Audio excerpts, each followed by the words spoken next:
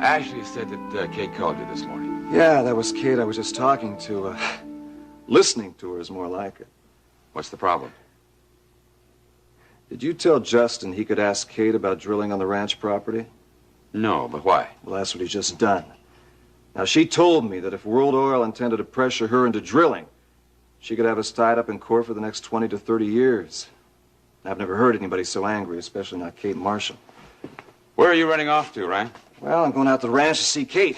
Try to undo some of the damage that's been done. Hey, great morning. I got a lot of work done on the West Range. Jeb, don't put your dirty work gloves there. We're going to eat at this table. Why are you in such a bad mood? I'm not in a bad mood. Okay. Anyone want some tea? No, thank you. Hey, pal, what are you doing dressed? I thought you were going to do 5 miles every morning. Now, where's your running clothes? I ran already. You did? When? 5 o'clock. Dad woke me up to say goodbye. I couldn't go back to sleep, so I ran. Honey, why don't you man the toaster? How's that? Barrett left at 5 o'clock this morning. Why so early? Well, he was going to visit about 4 or 5 ranches. It's a lot of traveling. Is he planning on putting some oil rigs out here? No, Well, Kate, there's a lot of talk about drilling out this way. not on this ranch. Not ever. Barry and I set Justin straight on that. Justin was out here talking about oil? Yes. Well, Barrett never mentioned that to me. Well, probably because it's a closed book. Justin can't do anything without my permission, and I'll never give it. Do you think Justin will keep pressuring you? Not anymore. I called World Oil, and Ryan promised that he'd take care of everything for me. May I come in? Sure.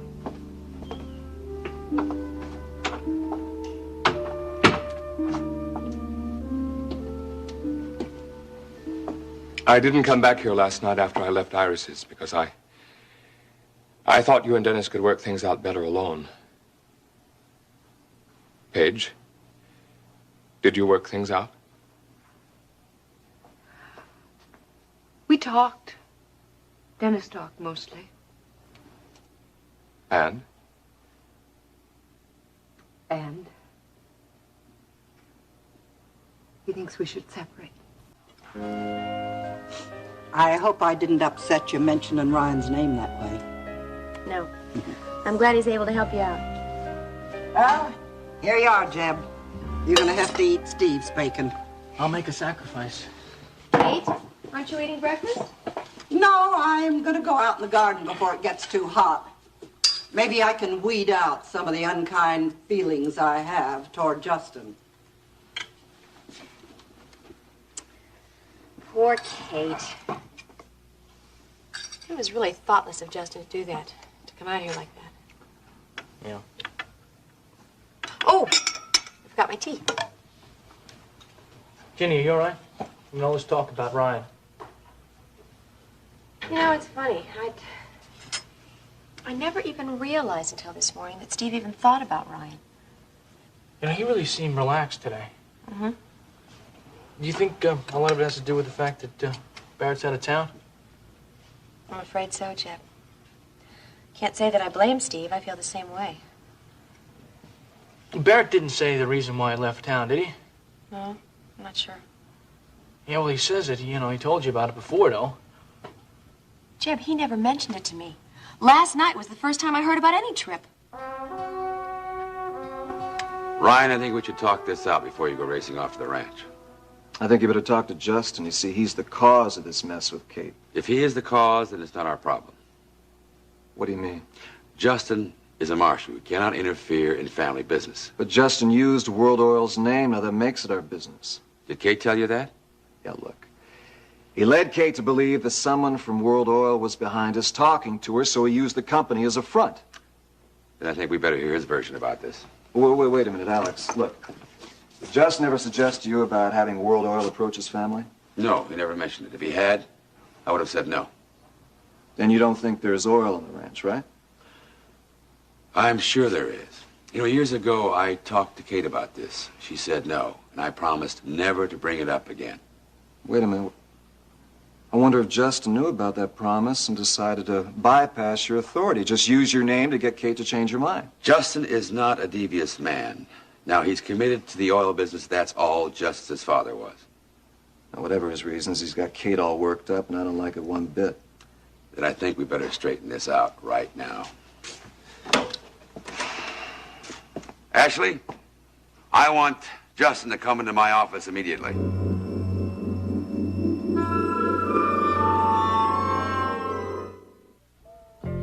Ginny, you think that Barrett's trip might have anything to do with Elliot's plan to go to Washington? Barrett never even mentioned anything about a trip until I told him about Elliot's plans. It makes me wonder. Did Barrett bring up your meeting with Ryan again? No. It was almost as if we had never even argued about Ryan earlier. Man, I cannot believe this. I mean, him following you to town like that, to the top of the world, and spying on you like that.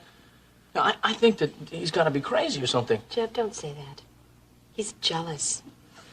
Jealousy makes people do some strange things sometimes. Yeah, but this is the second time that he's followed you to town like that. I tried to explain to Barrett the very best I could the reason that I went to see Ryan. I hope that he understood that I did it not to hurt him, but to help him. Well, do you think he accepted that explanation or what? I don't know. I'm pretty sure he did. When he was packing last night, he was calm and cheerful. He even was talking about taking Steve and I on a trip this summer. Yeah. Maybe that's it. Maybe he just needs time to get away, think things through, you know? Oh, Jeb. I hope that's what it is. For everyone's sake. Yeah, so do I. You know, Courtney seemed a little tired last night. Yeah, she did, didn't she? Is she all right? I don't know. She called me this morning. She wants me to meet her in town, you know, the clinic there. What for? I don't know. I don't know. I do know she wasn't wearing my ring last night, you know? Well, did she say why? Yeah, she said that she doesn't wear it when she works at the hospital. Well, honey, that makes sense. Sure it does, if that's all there is. Jeb, if you and Courtney are having problems, the only thing to do is to talk things through. Yeah, you're right. I know that.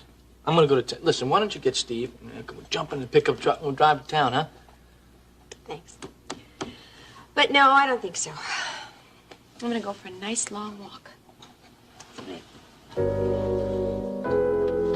I thought one of my responsibilities was to develop new sources for World Oil. What's wrong with starting in your backyard? People have been saying for years that there's oil on that ranch. And Kate's been saying no to the oil companies for years now. She just called in here furious the World Oil would allow anyone, especially her own grandson, to pressure her into drilling. I wasn't pressuring her. We're not in the business of railroading people into things. Now, you better get that straight, Buster. Now, you listen, Connor! Gentlemen, this is not a shouting match.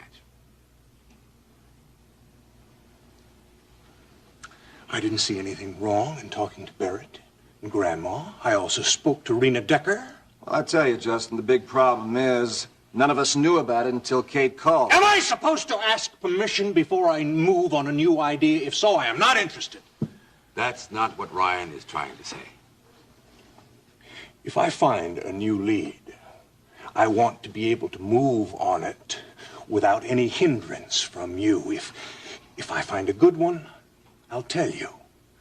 I am not out to railroad anyone or to make any deals behind your backs, gentlemen. That's fine. That's all I'm asking.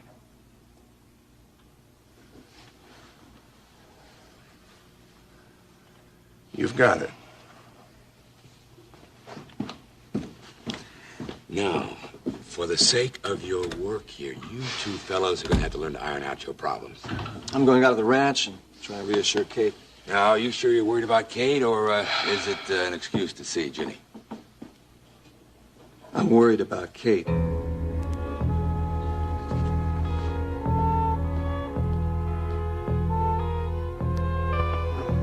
Don't be so sure you've lost Dennis. He loves you too, you know. I haven't killed all those feelings in him, Elliot. You haven't. But he told me he could never trust me again. Well, I'm sure he felt that way at the time. But we all say things in arguments which we realize aren't so when we've had time to think about them. I've thought about trust a lot. Thought about it all night. And he's right not to trust me. Everything I did betrayed him and betrayed our marriage. I can see that now. Why didn't I realize it then, Elliot? You were trying to protect Dennis. That's all you could see. And he didn't need protecting, did he? He could have handled my past. Yes, he could have. Oh, what a fool I was, Elliot. Why didn't I go to him right from the beginning when Chris came to the wedding reception? Why didn't I go to him and tell him who he Blaming was? yourself for the past isn't going to help you work things out with Dennis now. You need to start thinking about what you're going to do, not what you did. I don't think there is anything to do. He's cut himself off from me completely. But would you like for me to talk to him? I may be the one person who can get through to him now. You probably are. And thank you for offering, but no. One of the things that upset him so much was the fact that so many people knew. Yes, well, I can understand that. Well, you let me know whenever you want help. Thank you, I will. Now, what about this film that Mr. Shaw has? I don't give a damn what Chris Shaw does with that film now. My marriage was the only thing that was worth protecting, and now nothing matters. Nothing? Even if Mr. Shaw shows the film publicly? Face it, Paige. He may do that if he doesn't get his money. Well, I don't have $1 million to buy him off, Elliot. Iris does. She'd never do that to protect me. No. But she'd buy the film to save the family name. Well, that's her business. Chris Shaw is your business. Oh, I'll take care of Chris. One way or another, I'll get him for ruining my life. You do have another choice, you know. What? You can go to the police. Oh, the newspapers would just love that. We'd be on the front page of every newspaper across the country.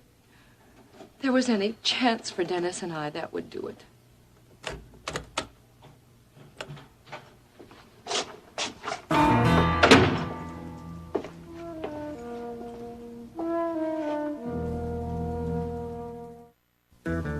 Hello, son.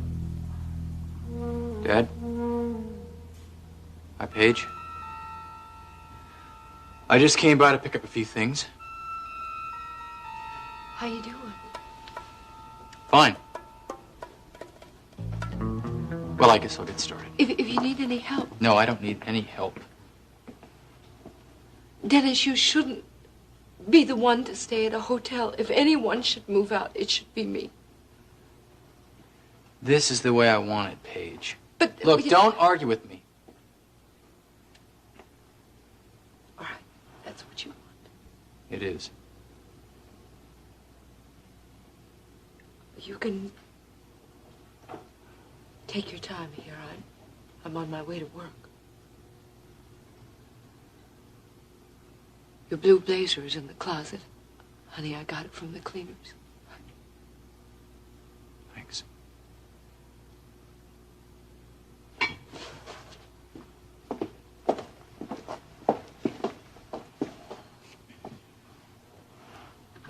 Don't you think you're being a bit hard on her? I feel like I've been betrayed, Dad. Like I've been cut off from everyone. So Alex wanted you to know that he wasn't going to let Justin use World Oil to try and force your hand. That's a relief. You know, Justin I can handle. But World Oil, I'm not sure I could take care of the whole company. Although I would have if it were necessary to save my ranch. I believe you. You know what? I even believe you could win against World Oil. Well, thank goodness it won't be necessary to find out.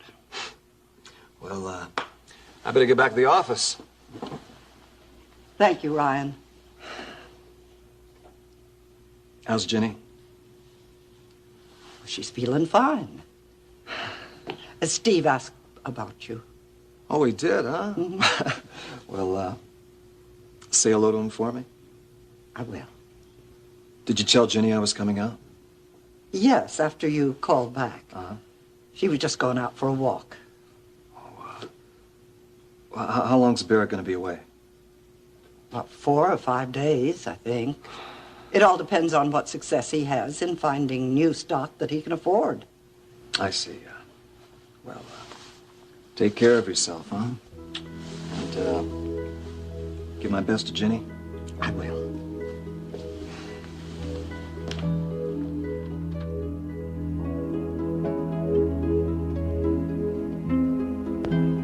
So, tell me, does Buddy still have a crush on Rena?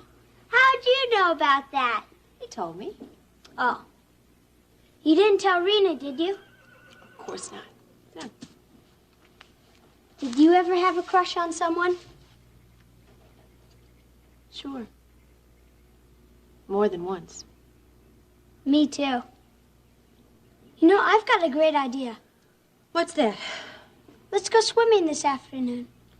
Steve, the water in that creek will be freezing. Only for about 5 minutes. Then you get used to it. Oh, maybe you will. I'm not sure I will. Come on, Mom. I can't go alone. And besides, Max is in the hospital with Buddy's father. Come on, Mom, okay? Okay. Tell you what, you swim and I'll watch. Can we go after lunch? Yeah, about an hour after lunch we can go. No sooner. That's great. Mom, Hmm? do you miss Dad? Well, yes, of course I do. I don't. Is that a terrible thing to say? No, I understand what you mean, honey. It's been a little tough around here lately. Sure has. Of course, your father's been in a much better mood in the last couple of days. He even said he'd buy you a horse, didn't he? Yes. Well, I think that's his way of saying that he's sorry for the way he's been acting. I think it's a good sign. I guess it is. I think Dad's going to be just fine. What we have to do is give him a little more time, and both of us be patient with him, and give him lots of love. I'll try. I know you will. Listen, I'm going to go for a walk. Want to come along? No, I better clean out the hen house. I've been putting it off all morning. Well, I guess you better get going then. Yeah. Don't forget we're going swimming. I promise, I won't forget.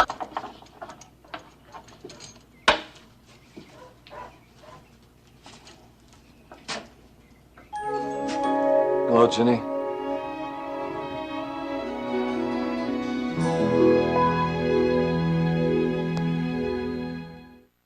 Dennis, are you sure you want to make this a permanent separation? Right now, Dad, I'm not sure of anything. The only thing I'm sure of is that I'm not going to stay here and live with Paige, not after what's happened. Well, let the impact of all this wear off. I think you'll see things differently, even a few days from now. Well, I don't. Just don't make any permanent changes in your life until you've thought this through carefully. Paige was only Paige trying... lied to me over and over again. Our marriage was one big deceit after another. You, Mom, she talked to everybody but me. No. I was just some incompetent she couldn't trust or depend on. That's why I can't forgive Paige, Dad. That's why I couldn't forgive her. She betrayed the trust that a husband and wife should have. You're right. She did, and she knows it and regrets it. But it's a little strong to say that you can never forgive her. Well, that's the way I feel. Look, I know you've been hurt, but so has Paige. While you're thinking this out in your hotel room, give some thought to her, too. Come on, Dad.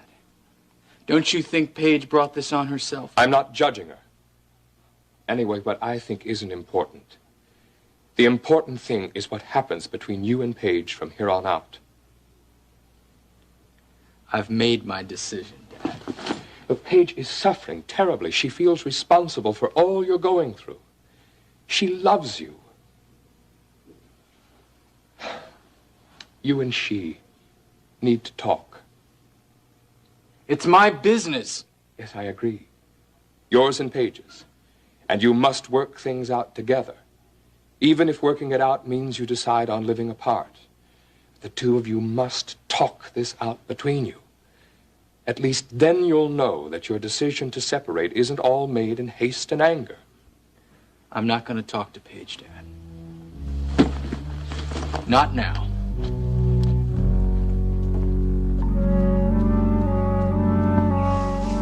Kate said, you gone for a walk. Didn't get very far. Well, it's really quiet and peaceful in here, huh? Mm-hmm. It's one of my favorite places to come and think. Are you all right? Yes. Were you able to reassure Kate that World Oil wouldn't be drilling here? Yeah, well, I hope so. She was so upset about that this morning. Kate loves everything about this land. So does Barrett. Why didn't you tell me yesterday that Barrett was going to be away? I didn't even know. Not until long after you and I had lunch. One of those sudden decisions of his? Yes. Like those mood changes, huh? Yes. I've talked to some of my friends in Washington about Roger Williams and Elliot, and, well, they're going to give me some information if they can. Thank you. I appreciate you making that effort. Do you really think that finding the real traitor is going to help Barrett? Oh, I think it'll make it easier for him to adjust. Is living with Barrett, is it difficult? It's always difficult to see any man in pain and not be able to help him, to comfort him. Look, Ginny, I know you're in a lot more trouble than you're willing to admit. That has to be true, or else you wouldn't have called me, right? So please, what's Barrett doing to you? Don't. Tell me, please, so I can help you. Now, something's changed since we met for lunch, right? He followed me into town, to the Top of the World Club. What do you mean he followed you? He says I still love you. He's thought it all along. Well, he's not wrong. Part of the problem is that Barrett just fears that I'm going to leave him, and he's terrified. I don't mind so much if he takes out his fear and his anger on me, but he's turning it on Steve now. It frightens me, right? Barrett needs professional help now, you know that. I know. I've tried to talk to him. He refuses to listen. Look, do you think him seeing us together is going to be worse for you and Steve? Maybe not. After we argued, it almost seemed as if it cleared the air. I mean, he seemed calmer and happier than he'd been in weeks. But you explained to him why you had to talk to me, right? I tried. I think he finally believed me. Oh, maybe everything will be all right after this trip is over. Nothing's going to be all right until Barrett gets professional help. Maybe he's not sick. Maybe he needs rest and love. Maybe we're not loving him enough. If someone could just prove to Barrett that Elliot's not the traitor, then maybe you're it'll kidding help. yourself now. Wanting Barrett to be the man he was just isn't going to make it so. I have to believe he can change. I've made a commitment to Barrett for the rest of my life. And then there's Steve. Leave him, Ginny. Leave Barrett and marry me. Now, I want to take care of you and Steve and our baby.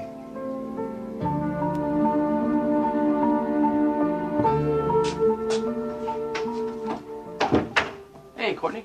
Hey, Jeb.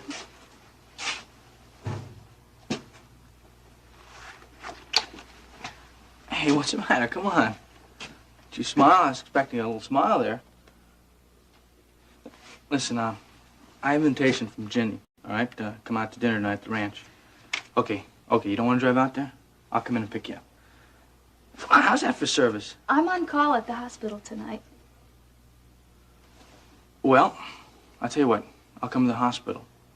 We'll go down to the cafeteria. We have hamburgers down there. Well, I may be awfully busy tonight, Jeb. Courtney, you said to come to town today. You said you wanted to talk to me. Come on, you're not doing much talking. I don't know where to begin. You can start with, how come you're not wearing my ring?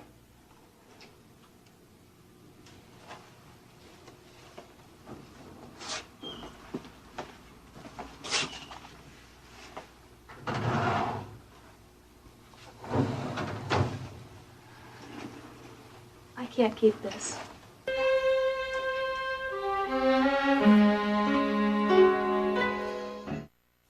If you have another minute, there's something else I'd like to talk to you about. What? I've located Roger Williams, the other journalist who was in the Cambodian prison camp with me. Well, is he still in Cambodia? No, he's in Washington, D.C. Well, have you talked to him yet? No. He's in a hospital there. He's very ill. And I have to speak to him in person. Well, when do you leave? Well, I was leaving tonight, but now I think I should hold off. What for? If he can prove that you're not a traitor, Dad, you can't afford to wait. It's too important. Yes, I agree. It's important, especially since he's so ill. Well, let's hope nothing happens to him before he speaks to you. Nothing can happen to him before he speaks. I know. I've considered all that. I just don't think that it's a good time for me to leave with you and Paige having so much trouble. There's nothing you can do for us. Well, perhaps, but I'd still feel I was betraying you. Why don't you let me go to Washington with you? No, Dennis, that's not a good idea. A week or so ago, you wanted me to go with you. Yes, but... You told me that under the terms of probation, Dad, that you weren't allowed to leave Houston, that Stryker had to make arrangements for somebody to travel with you. That's true, but it's all been taken care of, and Colonel Austin is going to meet me in Washington. Well, I don't mind going, Dad. I know how important this is to you. Dennis, I can't accept your offer. You have enough to handle in your own life right now. Look, Dad, when you were in the hospital, I made myself a promise that I would do everything I could to make sure that your name was cleared. Let me help you with this one thing. No, Dennis. You've helped me all along the way. I'm very grateful. But seeing Williams is something I have to do by myself.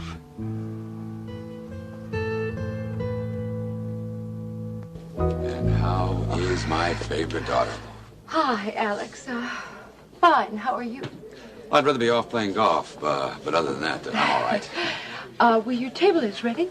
Yes, I have a meeting with Tom Grimble and Eric Donner from our legal department. We're supposed to be having lunch together. Oh, well, nobody's been in waiting for you. Well, I'll wait. I'm probably early. I usually am. Iris says that punctuality is unfashionable and one of my worst faults. Oh, does she? Well, would you like to wait at your table? I could fix you a drink. No, I think I'll wait and talk to you. Is everything all right at home? Is Dennis enjoying his job at KVIK?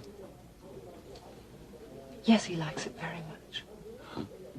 I hope that you two will become regular dinner guests at our house. I really enjoyed that evening we had dinner together. So did we. Well, we'll have to do that sometime soon. Look, I have to leave tonight. But why don't the both of you come over tomorrow? Listen, I'll have Vivian cook up all of Dennis's favorites. Tomorrow won't be possible. Well, that's no problem if you and Dennis have other plans. No other plan. Paige. What is it? Alex, Dennis, and I have separated.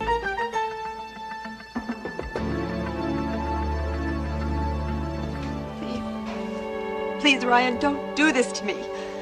You promised.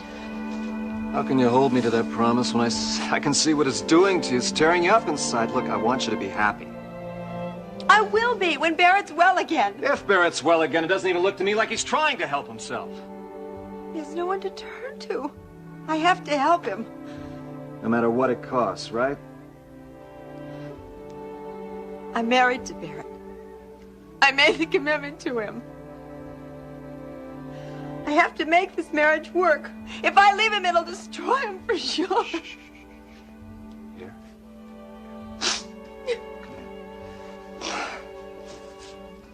I don't want to make things worse for you. Last thing in the world I want is for you to be unhappy. I'm sorry. I don't... I never should have called you. I never should have seen you, Ryan. Oh, no, but you did. We can work this out together. I have to make this marriage work. I have to help Barrett. Jenny. You still love me, don't you? Don't you?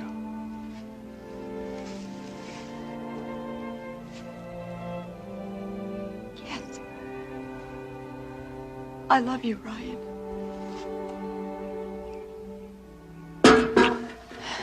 What was it? I don't know. Someone's over there. What if Steve came in? No, it must have been just the wind. What if Steve saw us? Well, he would have stayed. I'm sure there's no one here. It's okay.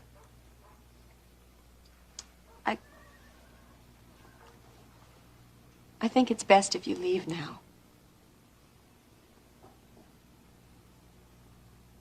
Will you be all right? Yes. Yes, I'm gonna go take a nice long walk. Okay.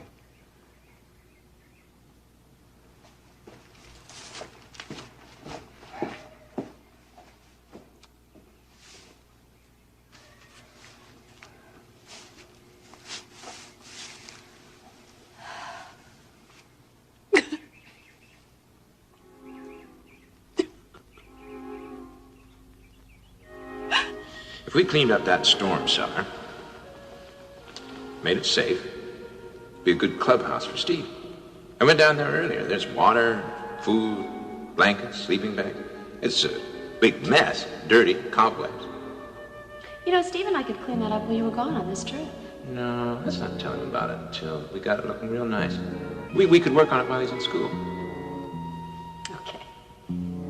I think it would be a wonderful surprise for him, don't you?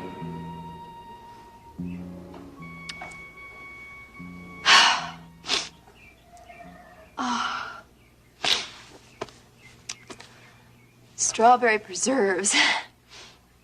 That's what I'll do. Get those strawberry preserves. That'll be a nice surprise for you, Barry. It'll be like a welcome home to let you know that everything's going to be all right.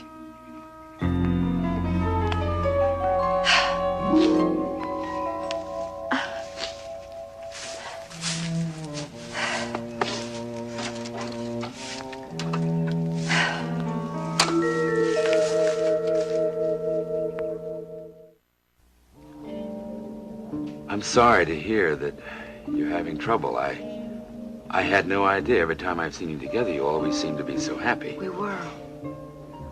We were wonderfully happy. It was, just until recently, the separation is rather sudden. Well, it could end just as suddenly, and you and Dennis will be back together. I don't think so, Alex. Do you mind my asking how this all came about? I'd really rather not discuss it. I don't want to hurt Dennis any more than I have. You think it would be a good idea for me to call Dennis to try to see him, or? Not yet. I think you should wait a couple of days. All right. Besides, I wouldn't know where to tell you to find him anyway. He left last night to go to a hotel, but he wouldn't tell me where. Well, I can always get him at KVIK, but that can wait. Would it be all right if I told Iris, though? She would probably want to know right away. Of course she would. I wish there was something that I could do for the both of you. It must be so hard for you, Alex. Being Dennis's real father, but not being able to go to him or tell him how much you care. When the time is right, you'll know. It must not be pleasant for Dennis. Staying at a strange hotel at a time like this. I agree. I was going to call him at KVIK and offer to let him stay on at the apartment and have me move out. Where will you go?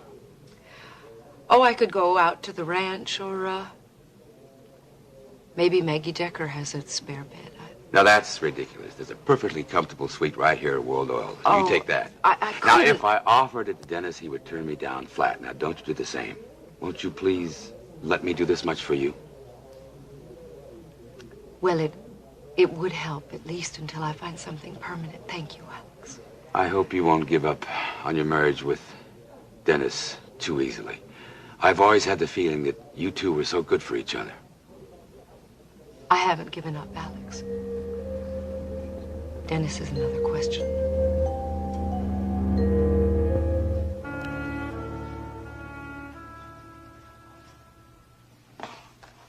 I'm not taking that back. That's your engagement ring. Jeb, I'm trying to tell you that I can't marry you. I have to give the ring back. Why? Because last night at dinner I realized, with all the talk about us buying the Morgan house or the Harper house and settling into the country, well, I'm just not ready. Kate, Barrett, and I, we got carried away, you know, talking about the house like that. It was just talk. Jeb, you want that kind of life. I don't. I told you that. I know you did. Look, come on. I don't care how long we're engaged, all right? Just as long as I can count on us getting married one day. I don't know if you can count on it. Courtney. Jeb, my career means a lot to me. It's very important. It means long, hard hours and me living here in town and you live out on the ranch and your work hours are all different from mine. I'll quit my job. I'll move into town. No, then you wouldn't be happy. I will be happy as long as I'm with you. It won't work! I can't give up my life. And I'm not gonna ask you to give up yours. I'm not giving up my life. I'm just changing what I do for a living. That's no big deal. You know? Considering what's at stake here. You'd come to resent me in time. No! I love you. And I do not want to lose you. And you love me. Now, come on. Come on, you tell me. Tell me you love me, all right? Not enough to marry you. Not right now. Maybe in a month. Maybe in a year. No, I don't know. I don't know. Jim, I don't want to hurt you. But I know I'm going to if I keep this ring, so please. Please.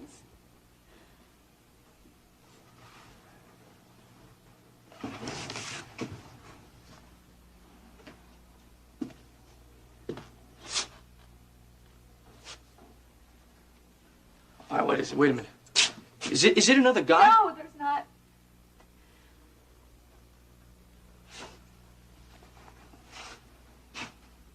I love you. I'm sorry, Jim.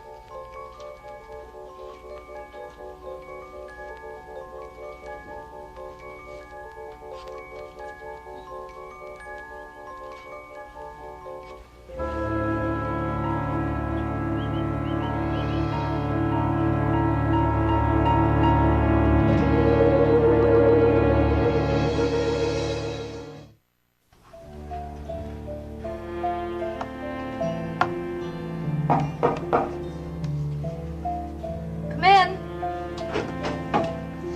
Hi, Courtney. Brian, how are you? Come in. Sit down. Hey. You all right? You look like you've been crying. Well, I had a pretty tough decision to make this morning, but I made it and I'll be all right. Brings you over here? Well, it's Jenny. I'm concerned about her. Have you seen her lately? Yes, I have. I saw her at dinner last night out Oh, at no, the ranch. No, I was wondering if you've seen her professionally. Yes, I have, and she's in excellent condition. She's taking really good care of herself. Then she'll be able to carry the baby to full term? Right now, I'm very optimistic. All the odds are in her favor.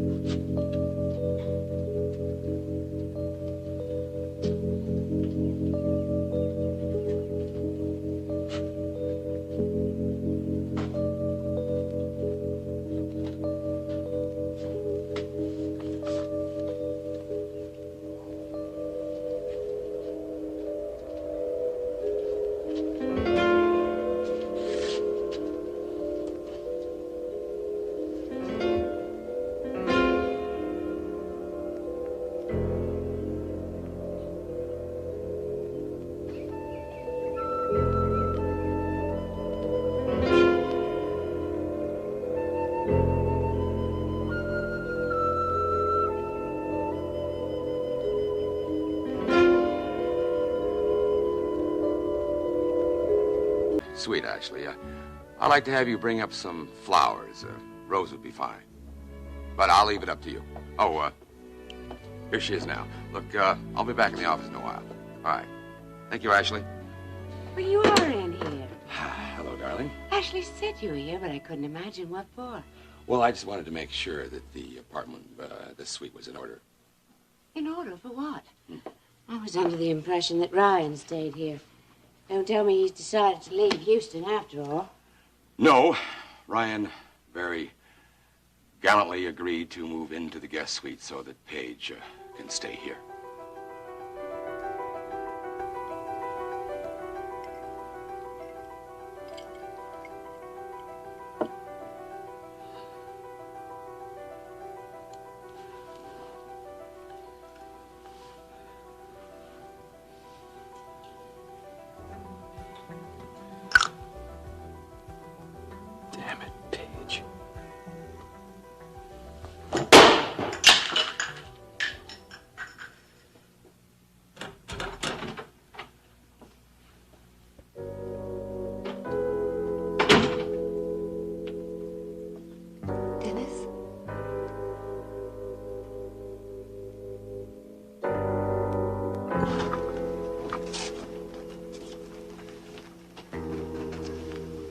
What's the matter with you, Elena?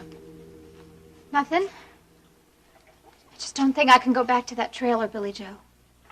Come on, don't be ridiculous, darling. I mean, it was terrible you found him burning like you did, but that's all over now.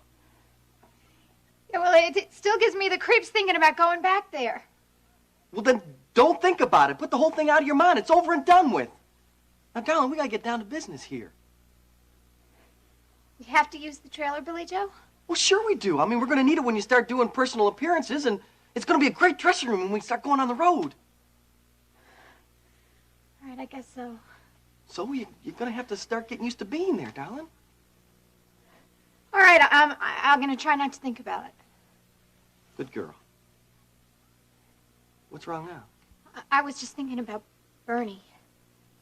Why would anyone want to kill him, Billy Joe? I don't know, Elaine. I don't want to think about it either. Do you think it could have been because of that $20,000 that you found on him? Would you forget about that $20,000, huh? Just forget I even mentioned it, huh? And most of all, I don't want you to ever mention it again to your brother Ricky or to the cops or to Chris or anybody else who might be interested. All right? Hello, Billy Joe.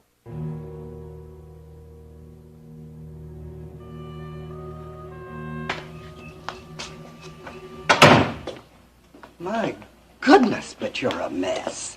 How'd you get so dirty? I was cleaning out the hen house. Well, I thought you must have been working at something, or you wouldn't have missed your lunch. Well, have you finished with it? Yes. Well, then get up there and take a shower and change your clothes. Now, I've put some chili on to heat for you, all right? Where's Mom? Well, I haven't seen her. I don't think she's come back from her walk yet. She said she'd go swimming with me this afternoon. Well, now, look, you can't go swimming for at least an hour after you've eaten. You got plenty of time. Now, your mother will be back soon. Now, get on up there.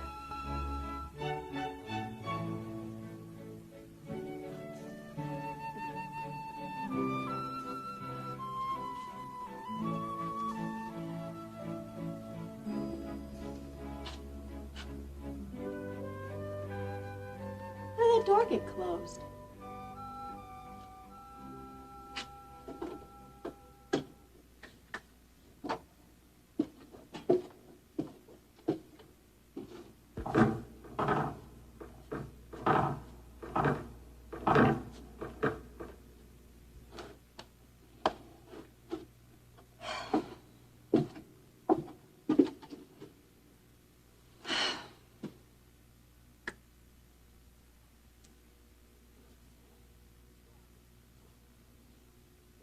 Well, I'm not going to get it open sitting here.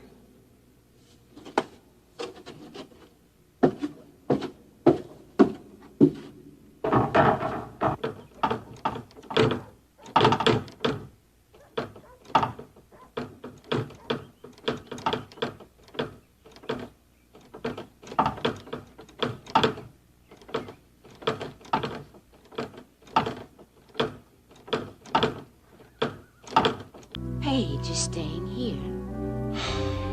I probably should have told you about it the minute I found out. Found out what? That Dennis and Paige are having trouble. It's obvious you didn't know about it. No, I didn't know.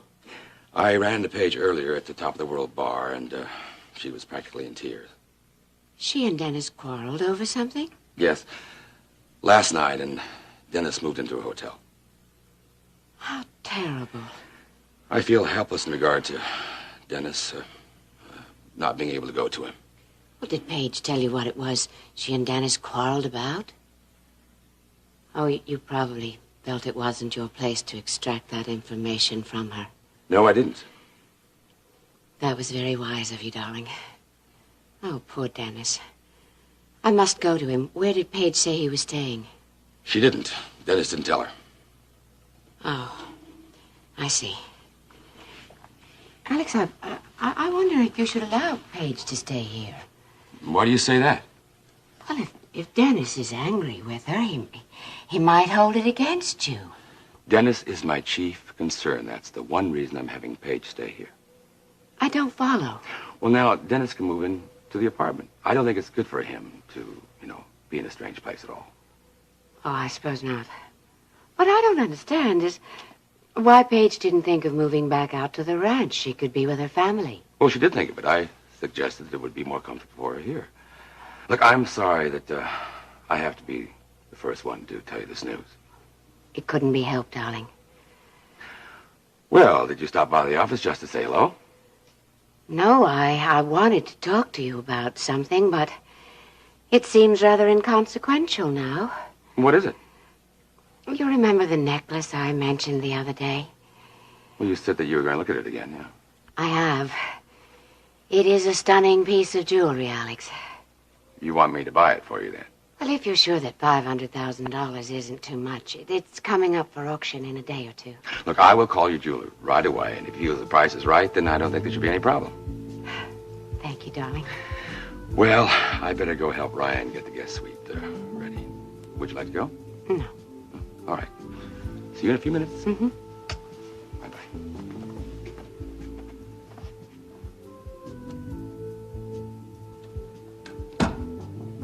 Well, Paige, we've started round 2, haven't we?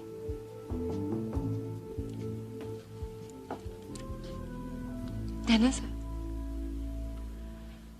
It's just packing. Yes, I can see. Thought you'd be at work now. I was. But I wasn't very much good. I know the feeling.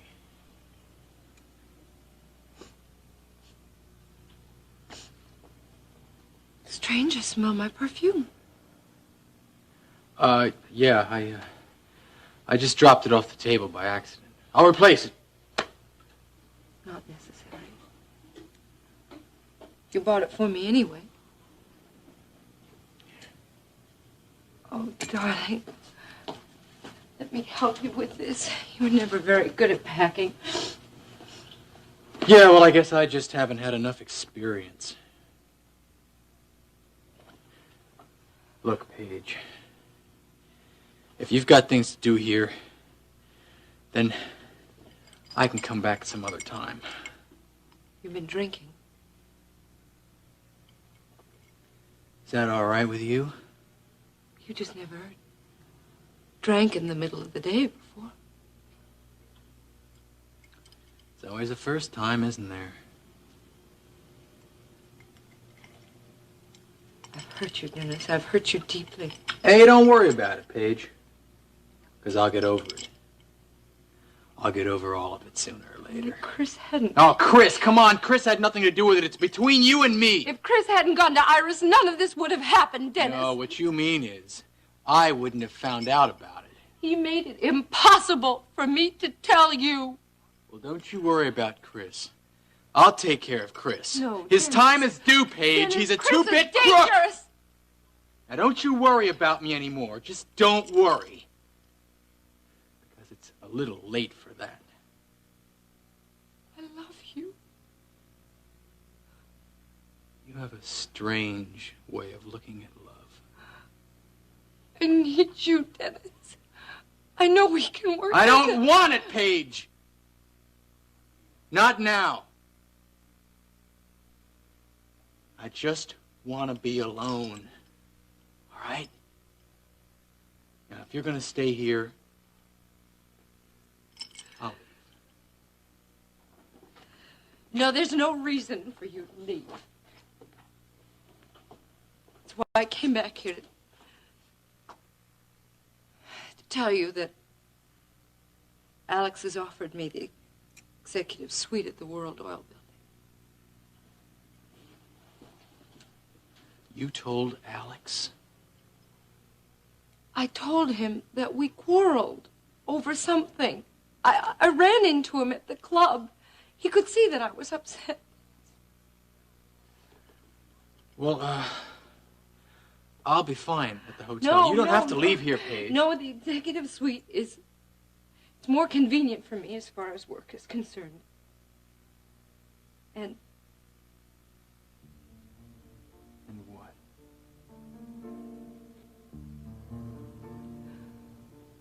I don't want to stay here without you.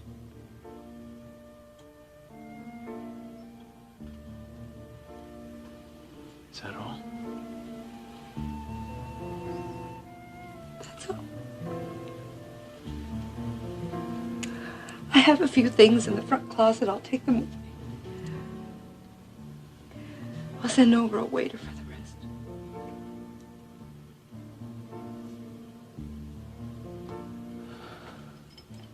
All right. Suppose I'll hear from you, okay?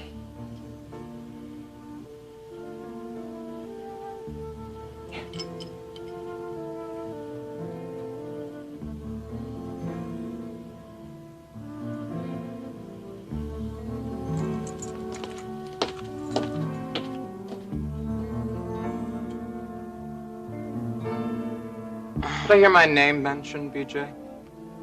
Oh, yeah, I was talking to Elena here about pushing up the showtime, and, well, Elena's been kind of pulling for that, because, you know, so we get out earlier. And that's how my name came up? Yeah, well, that's because, well, I was telling her that we should wait a while before bringing it up to you. We can discuss it right now, if you'd like. Oh, well, no, I don't think that'd be a Billy good Joe, idea. I think that, I'd like to go back to the trailer. I'd like to rest up before rehearsal this afternoon. Do you mind coming with me? To the trailer? Is this the first time that you've been back to the trailer since you found Bernie's remains? Yes, it is. You're a brave little girl. I have to get my bear, Billy Joe. It's in the bag. You got your car, so why don't I just meet you up there, huh? All right.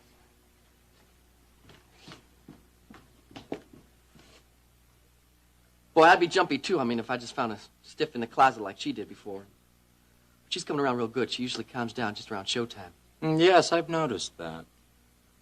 Yeah, me and Roy, we already got everything all set up around here for tonight, so I probably won't be back here until around showtime. Okay. Yeah. Well, all right, listen, I want to talk to you a little bit later on about what I mentioned before, but right now I want to get over to the trailer because, well, I want to be there when Elena arrives. I'll see you later.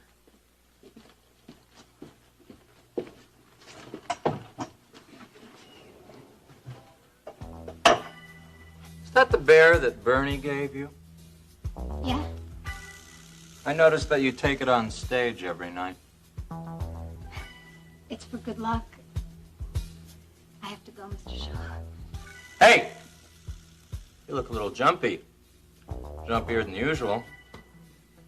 Could you be running out of pills?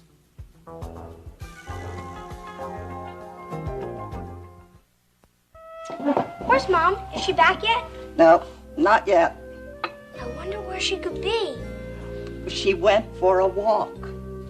Probably not any particular place. Walking's good for your mother, you know. Now, you're not to worry about her. I wish I'd gone with her now. Your mother walks alone all the time. Now, she'll be all right. We got the state to go swimming, you know. Yes, I know. You mentioned it before. I was just talking to Mrs. Coleman on the phone. I'm going to go in and see her later, in the morning, or, well, maybe I'll wait till after supper. Max is with her at the hospital now. Mr. Coleman's the one who had the heart attack. Why don't you go see him? Well, he's in intensive care. He can't have visitors. Mrs. Coleman's the only one that can see him. And she can't see him but for about 5 minutes every few hours. No. Oh, Rena said that she was going to bring Buddy Jr. home. So if you want to go over and play with him this afternoon, you can. I'm supposed to go swimming with Mom. We made a date. Now, your mother always keeps her promises. She'll be here in time. I think I'll go look for her now. Now, you just stay where you are and eat your lunch. I'll bet by the time you're finished, she'll come walking right through that door. Well, look who's here. Hello, Iris. So, you've managed to draw Alex into your sordid little mess. Well, he was bound to find out about Dennis and I sooner or later. In any case, you should be real glad that I didn't tell him about your part in this little thing. Oh, I don't see how you could do that without telling him about your little film venture. Or maybe you think Alex wouldn't feel the same way Dennis does about your being a porno star. What are you doing here anyway? Did you come here to trade blows with me? Because if you I did... came here to talk to my husband, only to find out that you had talked him into allowing you the use of his executive suite. He offered me the suite, Iris. You must have put on quite a show. Where's Dennis staying? He's back at our apartment. Look, Iris, isn't it enough that Dennis has left me without your coming up here to gloat? No, it isn't enough. I won't be happy until you're out of Houston. Then you're going to be a very unhappy woman. You're not seriously considering staying on in this town. I am not considering it, Iris. I am definitely remaining in Houston. Not because you think there's a chance that you and Dennis will ever reconcile. I mean, surely you can't be that foolish. There is something here you don't seem to understand. I love Dennis. Don't make me laugh. And I intend to do everything in my power to get him back. I won't let that happen, little Paige. I have the two of you apart. And now I'm going to do whatever is required to keep you apart.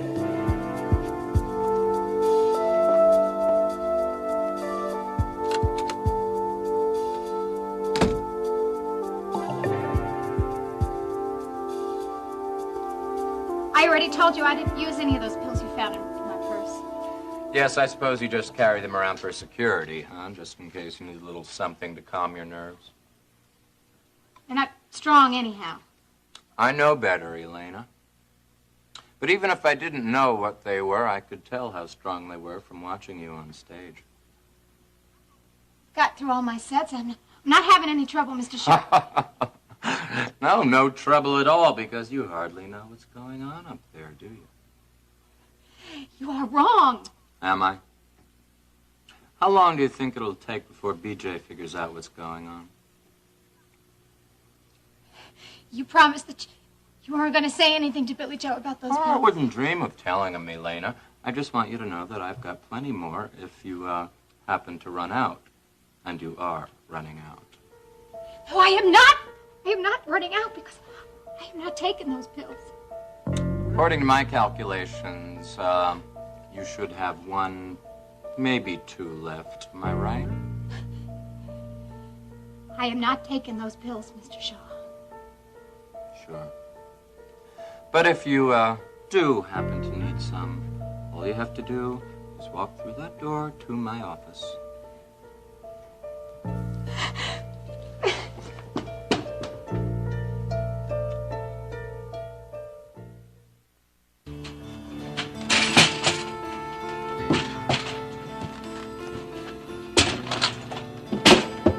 Oh, hi, Sugar. Hello, Joe. I guess the cops didn't exactly clean up things when they left, huh? No, I guess not. You all right? Yeah, I was just straightening things up a little bit, and, I figured I guess they didn't do too much damage around here. No, it's not too bad. Billy Joe? I gotta open up this closet sooner or later, darling. I know, but I don't think I can face that yet. You got nothing to face here, and you gotta get over this real quick. Now, I'm gonna open this up. All right.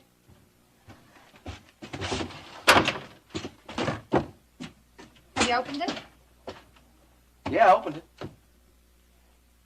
What's in it? Just a few odds and ends that were there before. We'll see for yourself.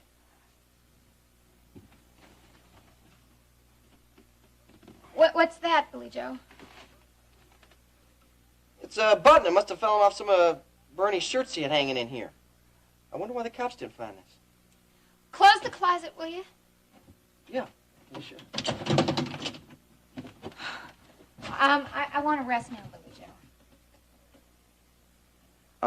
Does that mean you want me to leave now? Yeah, if you don't mind. Well, I don't mind. I'm just a little surprised. I didn't think you wanted to be alone. I'm feeling better now. Well, I was right then, see? Wasn't I? Yeah, I guess all I had to do was come back here and get it over with. Are you sure you're over it now, darling? I mean, you still look a little peaked. Why don't you stop by here on the way back over to the coop? Sure. Okay, I'll see you later. Hey, you have a good nap now. Okay.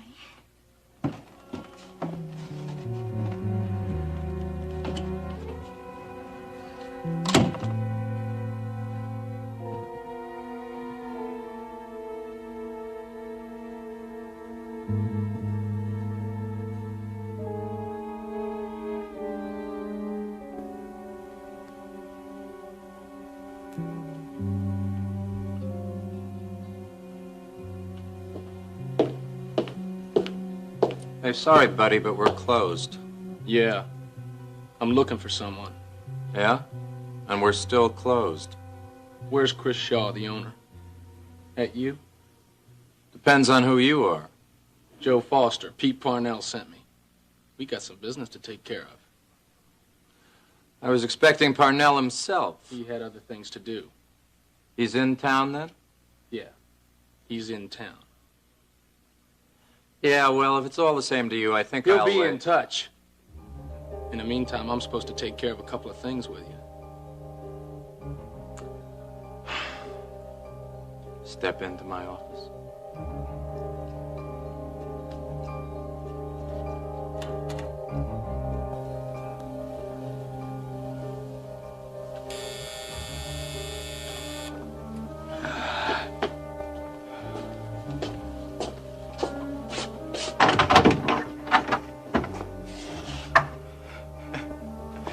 What do you want, Mom?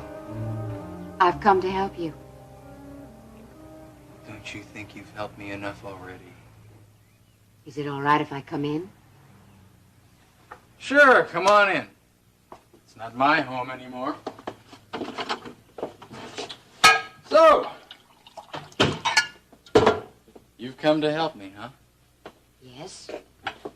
Would you like a little drink, Mom? Help me celebrate the occasion? Dennis, please. You're going to be staying here now that Paige is gone, is that correct? How'd you know that, Mom? Alex told me. He's letting Paige stay in the executive suite at the World Oil Building, and you can remain here. Is that how things are going to be arranged? Alex is only trying to help. You do a pretty good job of things yourself, Mom. You know that? In fact, I get so much help around here, I may never need to make a decision again in my life. Dennis, be reasonable. I don't want anything from you, Mom. What did you come here for? I told you. I want to see if there's anything I can do for you. There's not a thing you can do for me. Not a thing. You're not going to have another drink, are you? Is that all right, Mom? Don't you think you've had enough? Just started, Mom. Dennis, listen to me. I'm making arrangements to buy the film. It's not going to be easy because I can't let Alex know why I need the money.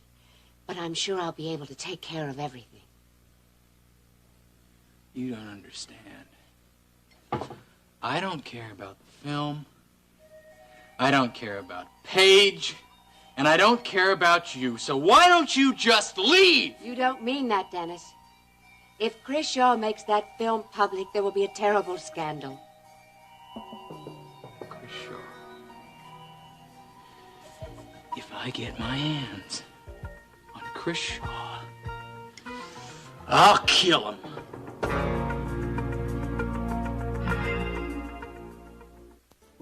You don't mean what you said. I meant every word of it. I mean to teach that Chris Shaw a lesson and give him what he really deserves. Dennis, put that drink down and listen to me. Let me take care of Chris Shaw.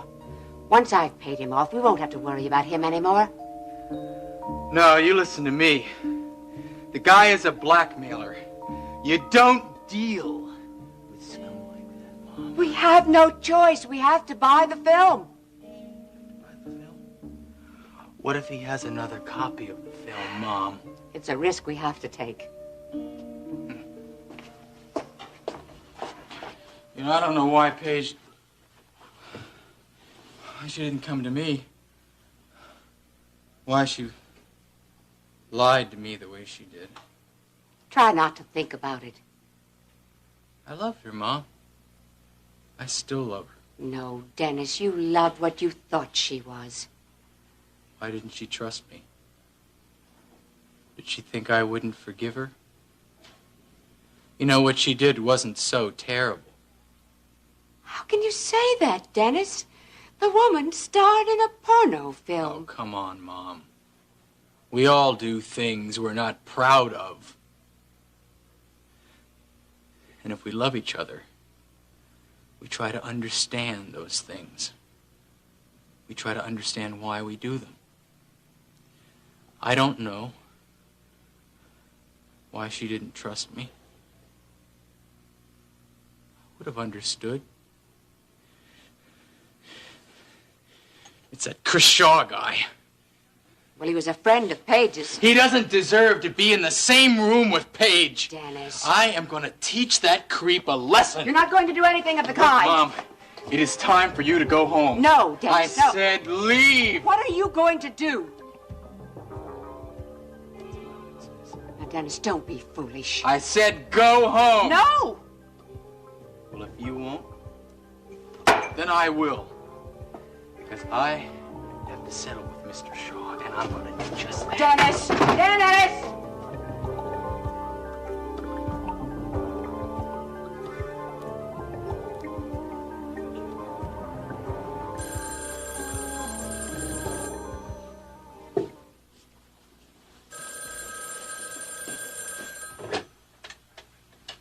Hello? Hi, Grandma. Barrett, where are you? I'm at the Bradshaw Ranch. I've been looking at stock all morning. Oh, how'd it go? I don't care if I don't see another cow for a month. Well, did you find anything to buy? The prices are kind of steep. I think I'll move on to the Riders and see what they have to offer. Oh, is that where you'll be tonight? Well, I don't want to put anybody out, so I'm going to stay at the Tin Star Inn outside of Laredo. The Tin Star Inn. Right. Is Ginny around? Oh, no. No, she went out for a walk a while ago. Oh, that's too bad. I was hoping that I could talk to her. Well, why don't you call back later, around supper time? Everyone's always here about then. All right. But if I get tied up, I'll call tomorrow. Give everyone my love. I will. Have a good trip, dear. Okay. Bye-bye. Bye-bye, Grandma.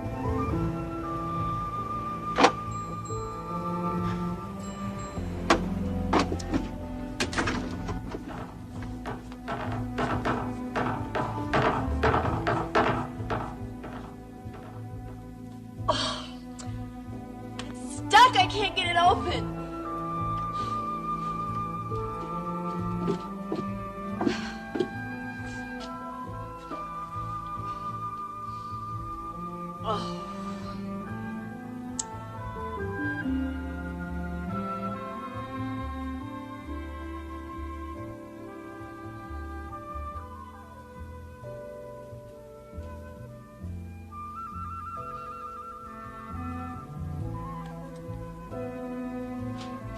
known better than to come here by myself.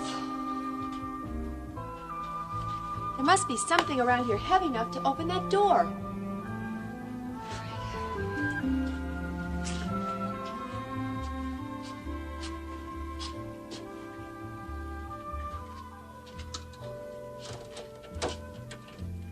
Maybe this will be heavy enough.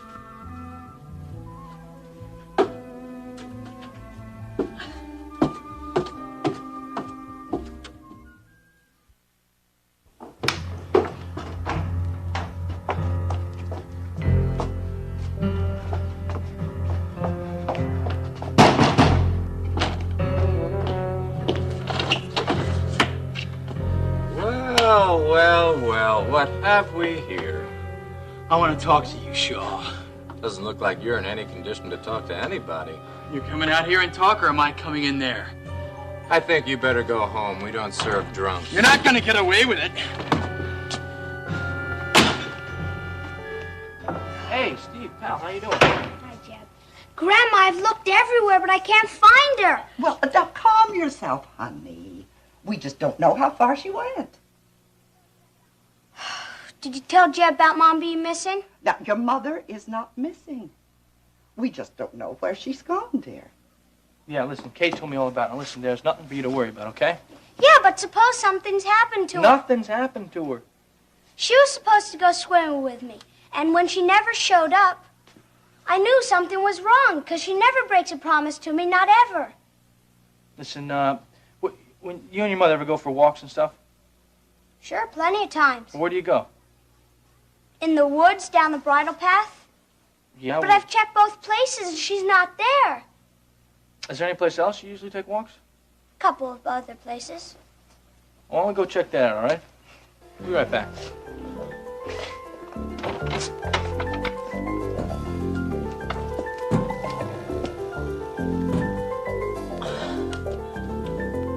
It's no use. It won't open. Now what?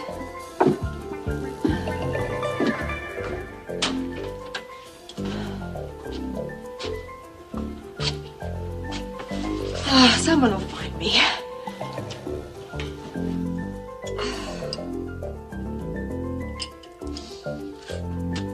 Should be missed by now.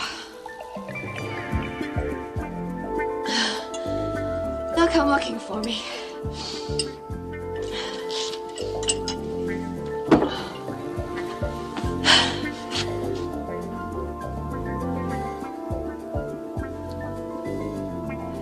No one knows I'm here.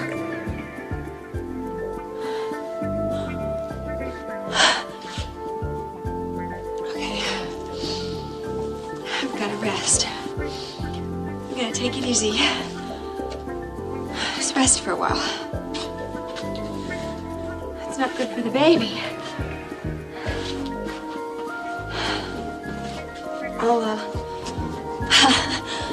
I'll be all right. Someone will find me soon.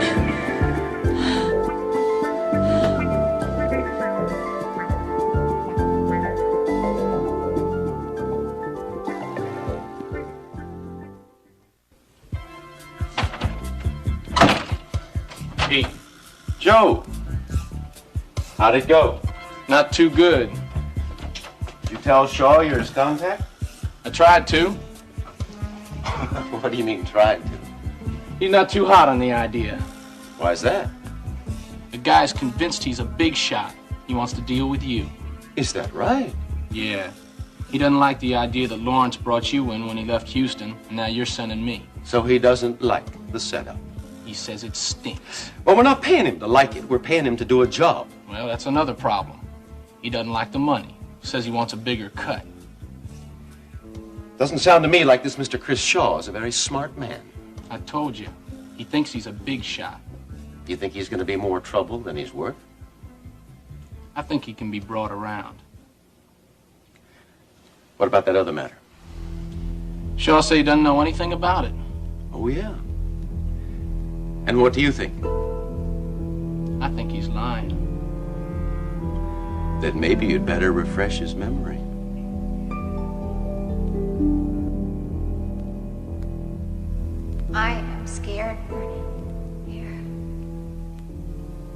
I'm really scared. I don't know why I feel this way. It feels like I'm flying apart from the inside. You're about the only one who knows what I'm going through right now. You and Bernie. Why did you have to die, Bernie?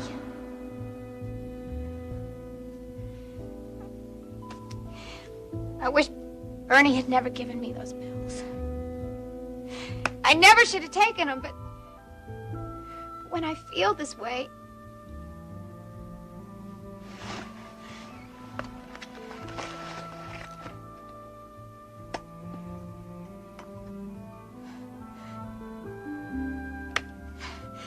this is the last one.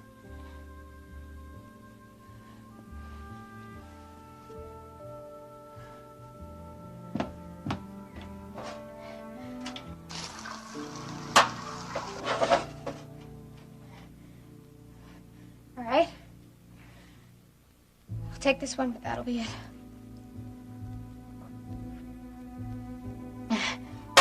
Okay. That is it. I won't need him anymore. I am finished with him. And I won't go to Chris. I can't let myself do that. I won't let myself do that. Well, I take it, Paige told you her little secret. I don't blame Paige for anything she's done. Oh, that's very understanding, Dennis. Let's hope that the rest of Houston will be equally as understanding. You're not going to show that film. Oh, you've come to talk money, then?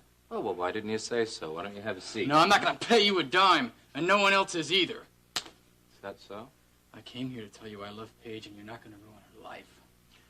Well, I'm touched by your devotion, Dennis, but not enough to keep me from showing that film. To be that touched, I'll need your devotion plus $1 million. I'm not going to pay your blackmail. That's why your mother is so much smarter than you are, Dennis. She understands the value of a reputation, keeping the family name clean. She's not going to pay it either. I'll let her tell me that. I want that film. I'm sure you do. Look, I'm not going to leave here until I get it. Really? You know, maybe I've been wasting my time. Maybe I should go right to the source, huh?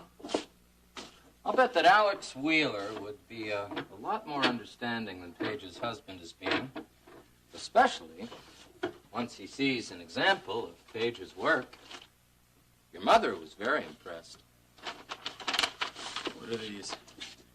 They're publicity stills from Paige's last film. Paige photographs well, don't you think? Of course, it's nothing that we haven't seen before. Where's the film? Right in here. I'm protecting it for you, Dennis. Of course, it won't win an Academy Award or anything like that, but I still think it's worth quite... Not so fast, boy. You give it to me. When you paid for it. I'm warning you. You take your hands off of me. Not till I get what I want.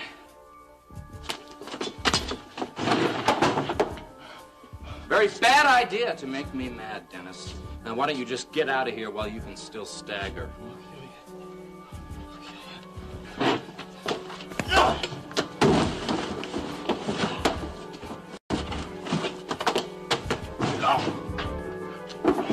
I'll kill you. I swear. You're making one big mistake. I want that film.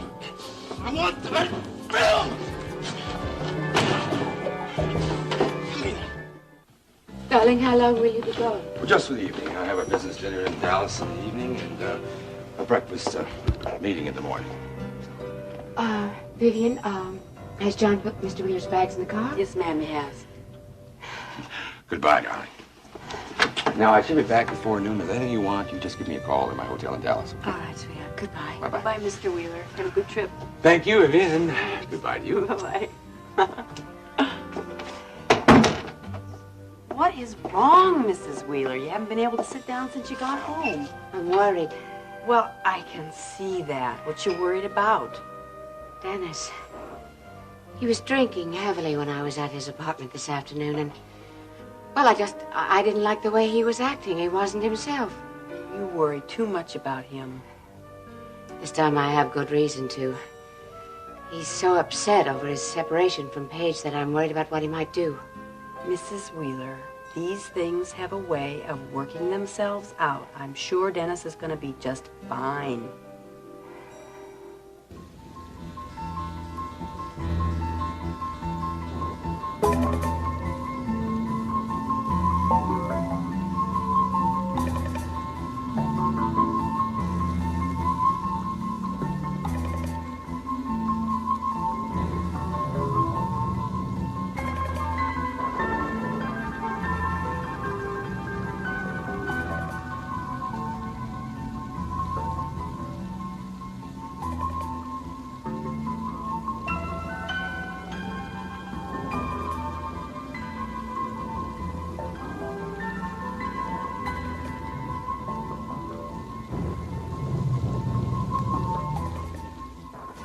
Max, I can do these.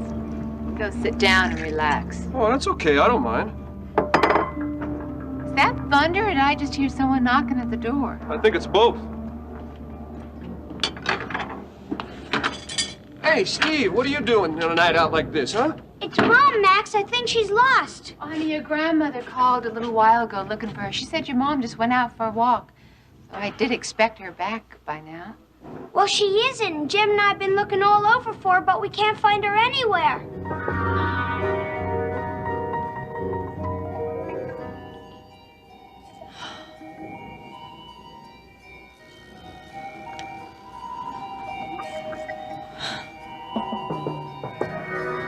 I can't sleep. I have to try. I have to rest. For the sake of the baby. And pray that someone will find me soon.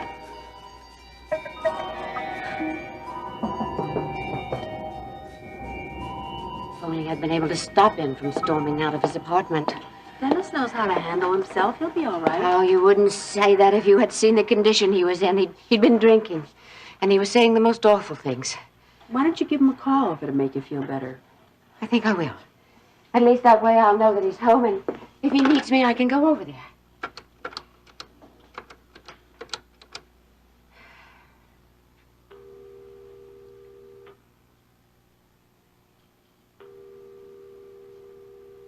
No answer? Something's happened, Vivian. Dennis is in trouble. I know he is.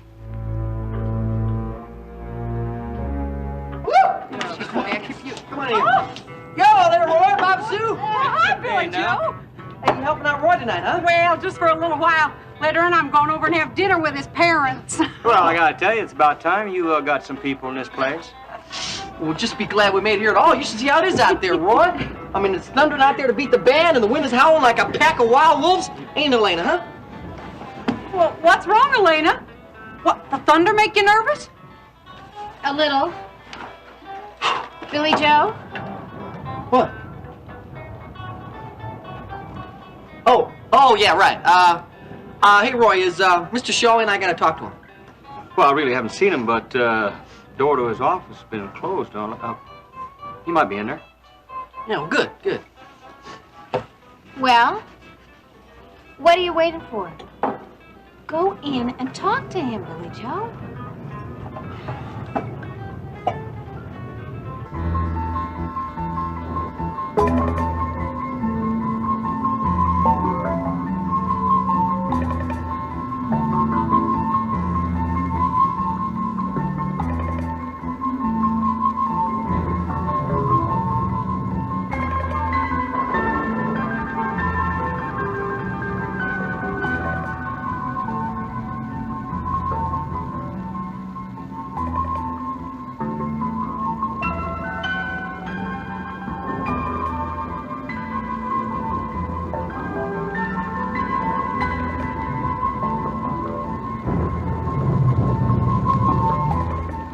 There's got to be an explanation, Steve.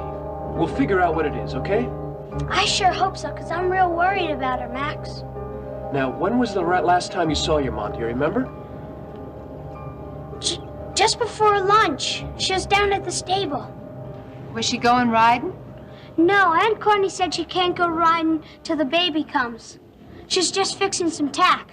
So that was the last time you saw her? Yeah, and that's the part I don't get, because she said we could go swimming right after lunch. She promised. So you and Jeb have been out looking for her? Everywhere. She's lost. I'm sure she is. Well, I'll tell you what I can do. I have this friend. He's a deputy sheriff, and he'll know what to do, okay? Okay. You look hungry. Have you had supper, Steve? I had a glass of milk. Let me fix you a sandwich, okay? I'm not all that hungry. Steve, I suppose that you and Jeb have checked all the neighbors, right? Everywhere. They haven't seen her either. Well, maybe she went to visiting someone at one of the other ranches. No. She promised we'd go swimming. She never, ever breaks her promise. Steve, she could have forgotten. She would have called to let Grandma know where she was. And she always does that when she's gonna be late. Okay, right. Thanks a lot, Harley. Okay, I'll see you in a few minutes. Bye.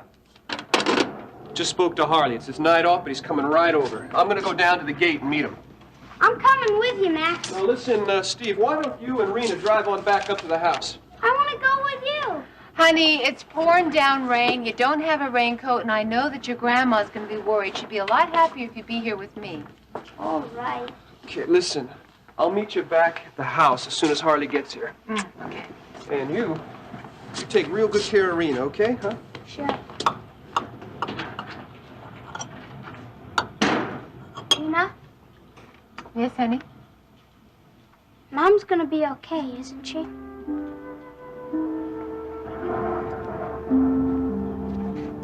Of course she is, honey.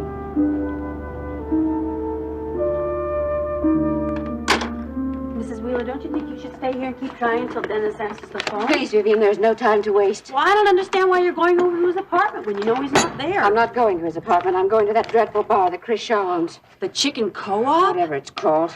You think that's where Dennis is? Oh, I sincerely hope I'm wrong, but I'm afraid he's there. Why? One of the last things Dennis said to me before he stormed out of the apartment was that he had a score to settle with Chris Shaw. Mrs. Wheeler, the Co-op is no place for a lady like yourself to go into alone. Well, anything is better than standing around here going stark raving mad. Where am I right now? They're in the mudroom. I'm going to get mine too, so I'm going with you.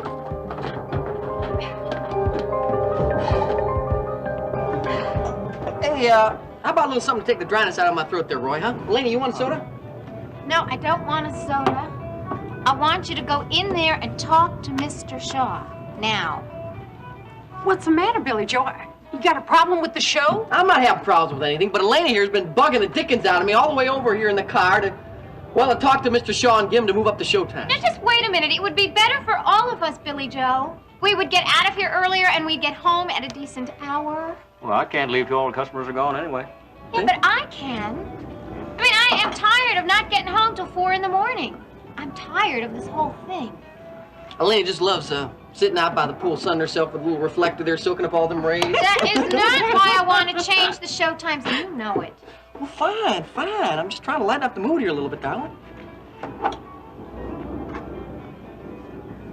What are you waiting for, Billy Joe?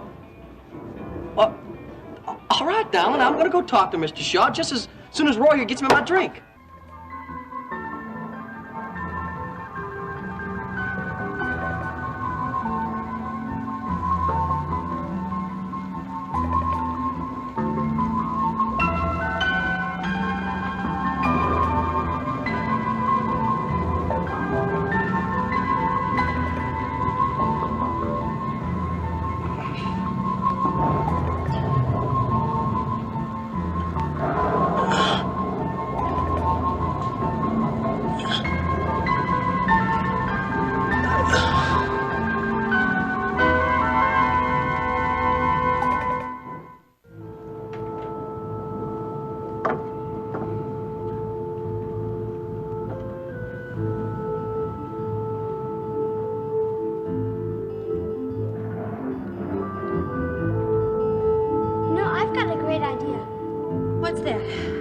Let's go swimming this afternoon. Steve, the water in that creek will be freezing. Only for about 5 minutes. Then you get used to it. Well, maybe you will. I'm not sure I will. Come on, Mom. I can't go alone. And besides, Max is in the hospital with Buddy's father. Come on, Mom, okay? Okay. Tell you what, you swim and I'll watch. Can we go after lunch? Yeah, about an hour after lunch we can go. No sooner. That's great. Mom? Do you miss Dad? Well, yes, of course I do. I don't. Is that a terrible thing to say? No, I understand what you mean, honey. It's been a little tough around here lately. Sure has. Of course, your father's been in a much better mood in the last couple of days. He even said he'd buy you a horse, didn't he? Yes. Well, I think that's his way of saying that he's sorry for the way he's been acting. I think it's a good sign. I guess it is.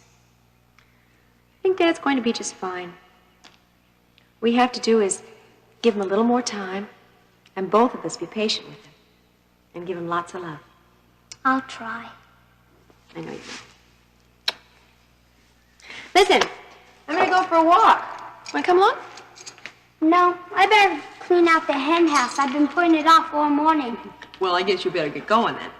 Yeah. Don't forget we're going swimming. I promise, I won't forget.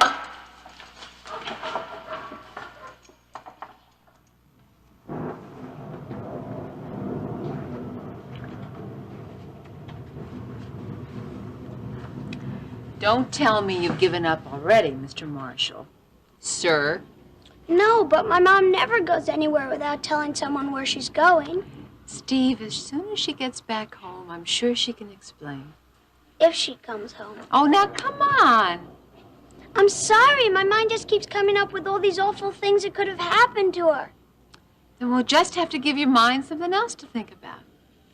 Let's see. Oh, did I tell you that I saw Buddy Jr. today? And he told me that your daddy is looking for a horse for you while he's away. That's what he said. Young man, you don't seem very excited. I already have Black Stallion. He's great. You know, when I was growing up, Steve, I had 2 horses, and they were both great. Yeah, but I bet you love one more than the other. Nope. I loved them both. And so will you. I guess so. If my dad remembers to get me a horse. How's your dad been lately? Okay. He's trying to be nice to everyone. How's Mr. Coleman doing? Well, now let's see. He's still in intensive care, but Wanda says he's getting much better. I've been thinking how I would feel if my dad was as sick as Mr. Coleman. How would you feel, Steve? Pretty bad, I guess. But Mr. Coleman is going to be just fine. I think we ought to get ready to go to the house. Max and Deputy Sheriff must be there by now.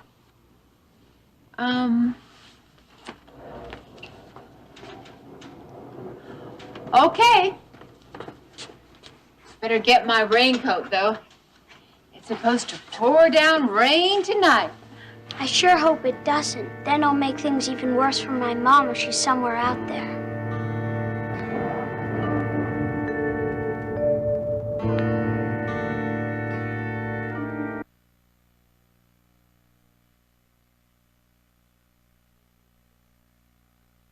If they'd seen Ginny, Mr. Ferris said he'd like to help.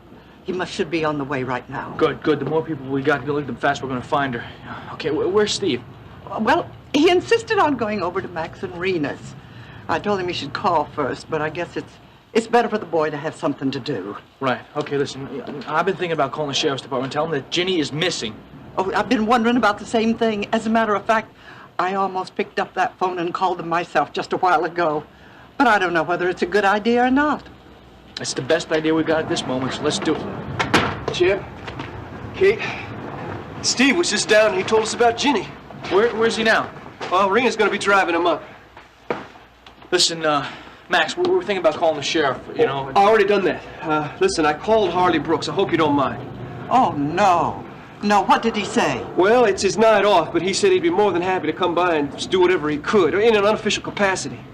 Okay, good. When's he gonna be over here? Well, he's here right now. He's down at the bunkhouse. He's getting some of the guys together so we can make sure we cover all the property, and so they're not, just going around in circles. Coffee's ready. Would you like some, Max? Oh, no, thanks, Kate. Listen, you two go ahead. I get it. You know, it's not like Ginny to just go off and not tell anybody where she was going. Yeah, I know. Steve, he kept telling me that. Listen, here you go, Kate. I was talking to some of the boys down in the bunk. I mean, I asked them if there was anybody, strange hanging around here today or anything, but there wasn't. So, the last time anybody saw Ginny was around noon today in the barn, right? Well, yes, she was with Steve, and she told him that they could go swimming after lunch. Huh. I wonder if anybody saw Ginny leaving the barn. No, I asked the guys that too, but they were all on lunch. Nobody saw anything. Well, she couldn't have just disappeared into thin air. Hey, listen, I know this waiting is rough, Kate. It's rough on all of us. But, look, we'll find her, I promise. I pray to God you will, Max. But I just can't help all these awful thoughts that are racing around in my mind. This doesn't make any sense.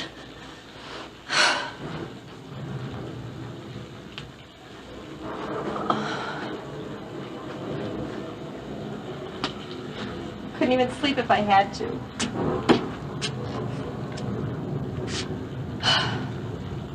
I've got to keep pounding on that door until somebody hears me.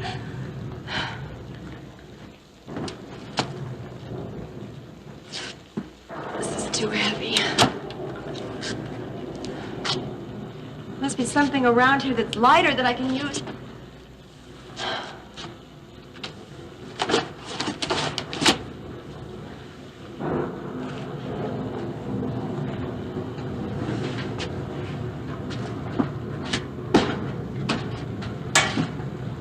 This'll work.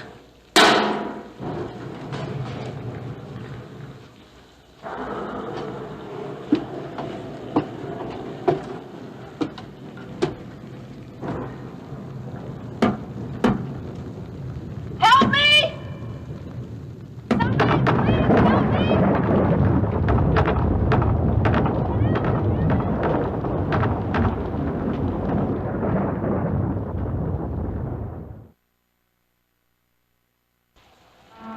I will lift up mine eyes unto the hills, from whence cometh my help. My help cometh from the Lord, which hath made heaven and earth.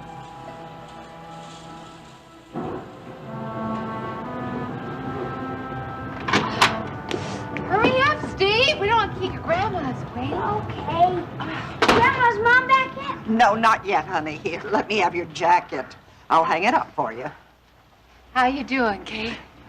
Oh, I'm holding up. Thank you, Verena, for bringing Steve home. I think I'm blocking somebody in the driveway. I think it might be Jeb. Oh, well, don't worry. He can move your car if he wants to get out. Okay. Is Max here?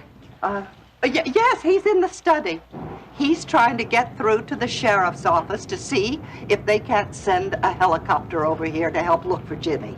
Is Uncle Jeb still out looking? No, I finally convinced him to go upstairs and put on some dry clothes. And you're going to have to do the same thing, young man. No, I'm just getting my poncho and I'm going right back outside. Steve, you heard me. Grandma, my mom's lost somewhere out there. Honey, I think you've done enough looking for one day. Now, why don't you let the other guys look for a while? Then you can stay here with us in case your mom calls. Hmm? Okay, but you tell us if she calls. Yes, we will. I'm sorry, Kate. I tried to keep him at my place as long as I could. I want to thank you and Max. I do appreciate your helping out. You all right, darling? Yes. How do you think Steve really is? I think he's anxious, Kate. I've tried to reassure him that his mother's going to be all right, but I think I'm worried about her myself. You know, I try to occupy my mind with other things, but it keeps coming back to her. All the things that might have happened to her. Come on. You know something, Kate? Honey, we're gonna have a lot of hungry men here when they get back. Would you like me to fix some sandwiches, huh?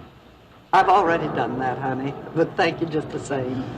Now, would you like some coffee? No, I think I'd like some wine. It's in the study.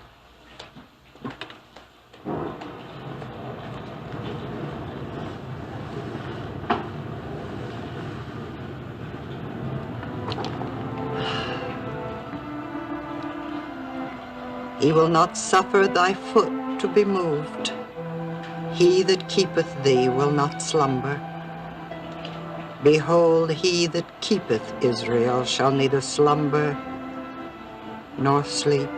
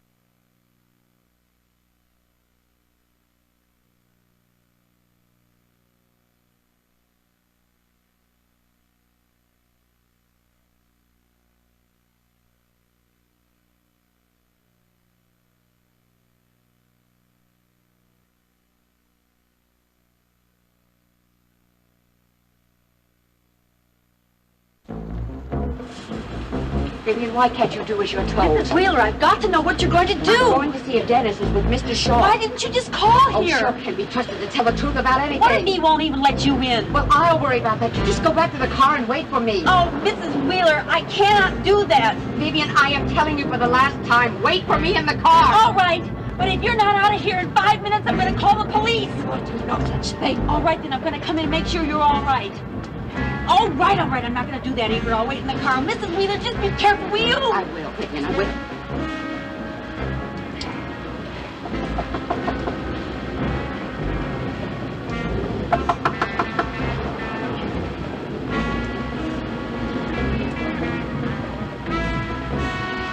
Mr. Shaw? Mr. Shaw?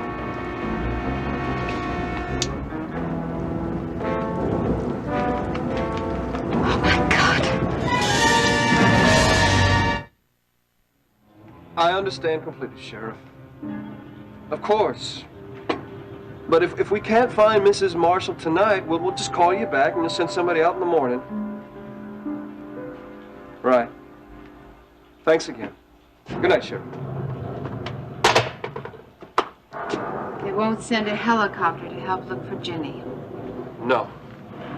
The sheriff, he's afraid to on account of the weather's so bad. Besides, even if they used searchlights, they wouldn't be able to see her in this blinding rain. That's right. Well, what's the next move?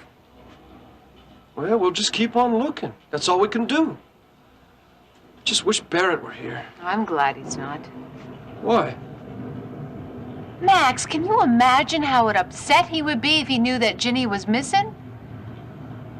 He'd go to pieces.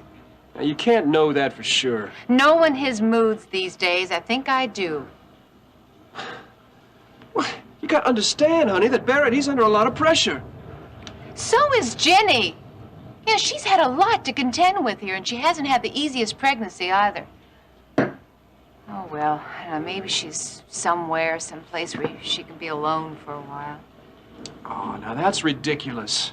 Now, if she were planning a trip, she would have packed a bag, left a note. She would have said something to Jeb or to Kate or somebody, and she sure as heck would have said something to Courtney. I know it doesn't make any sense, Max. It's better to think that than some of the gruesome thoughts that have been going through my head all night. Yeah, well, I guess we've all had our share of those. Come on now.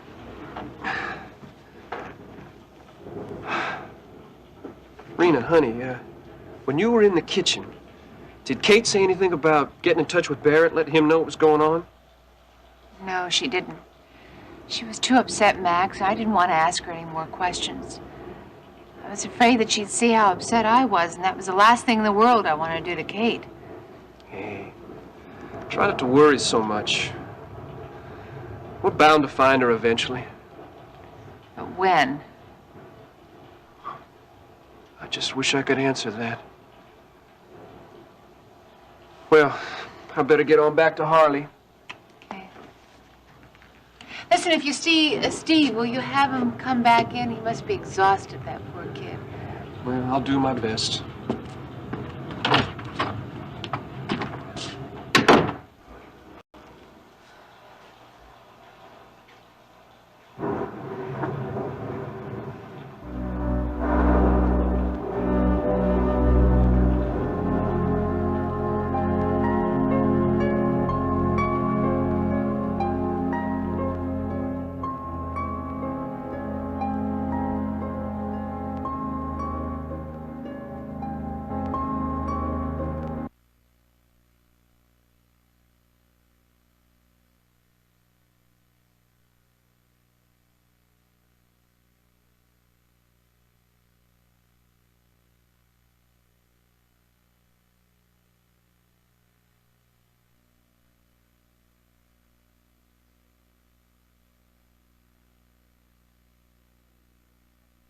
She says there's no such name.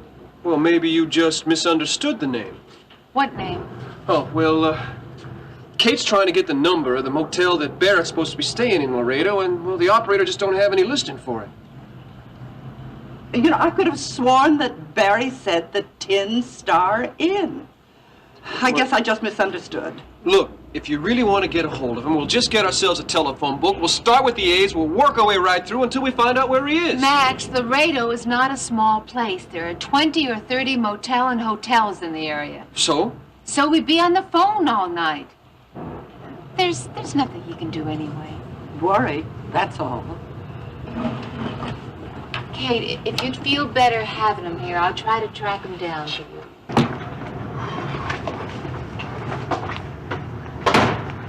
Coming down in buckets out there.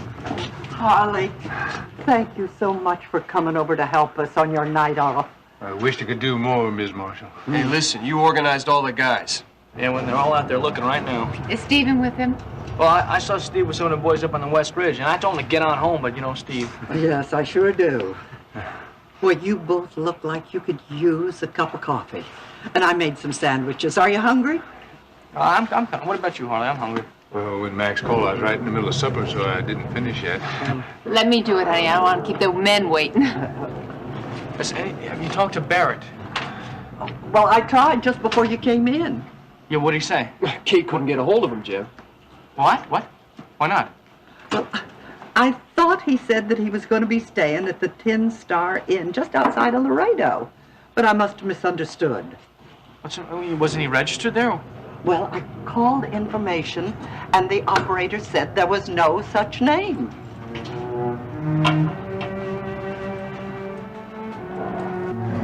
Dennis, baby, what happened? What happened? What have you done?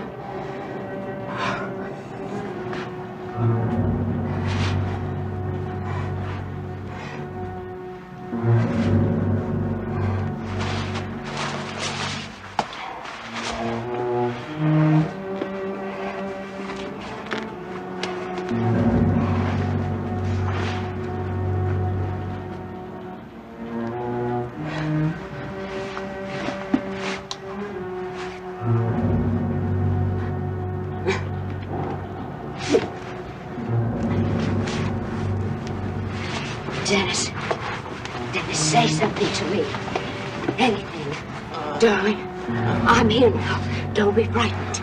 I'm with you. Everything's going to be all right.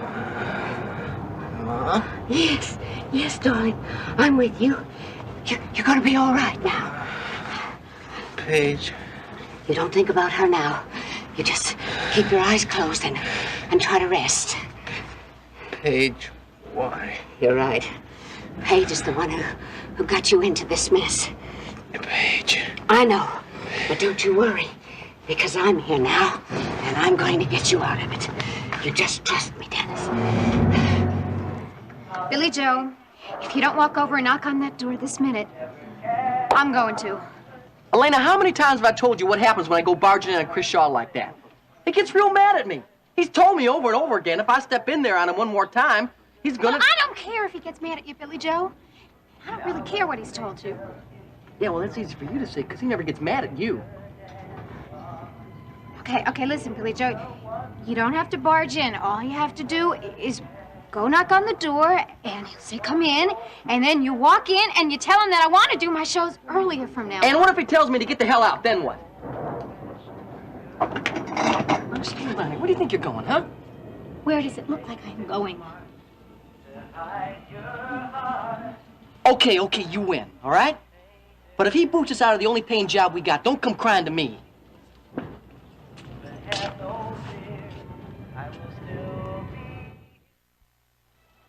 No, not yet, but one of us will be sure to call as soon as we do. Thanks for calling. Good night, Mrs. Johnson. What did, Mrs. Johnson want? Oh, she saw some of the ranch hands walking around her property, and they told her about Ginny. Did she see Ginny at all today? No. But she wanted to make sure that we would call her as soon as we had any news. Oh, yeah? Are you all right, Jed? I was just thinking about how to go help Max convince Steve to come in for the night. Well, give them a few minutes, and if they don't come around, then you can go. No, all we need is a sick kid around here for a while. I know you're upset about Ginny, but is there something else bothering you?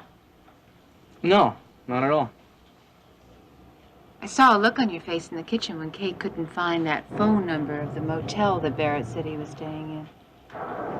He was supposed to be staying, more like it. Would you repeat that? What I'm gonna say is I feel sorry for Kate because, you know, I mean, she thought he was one place when really he said someplace else.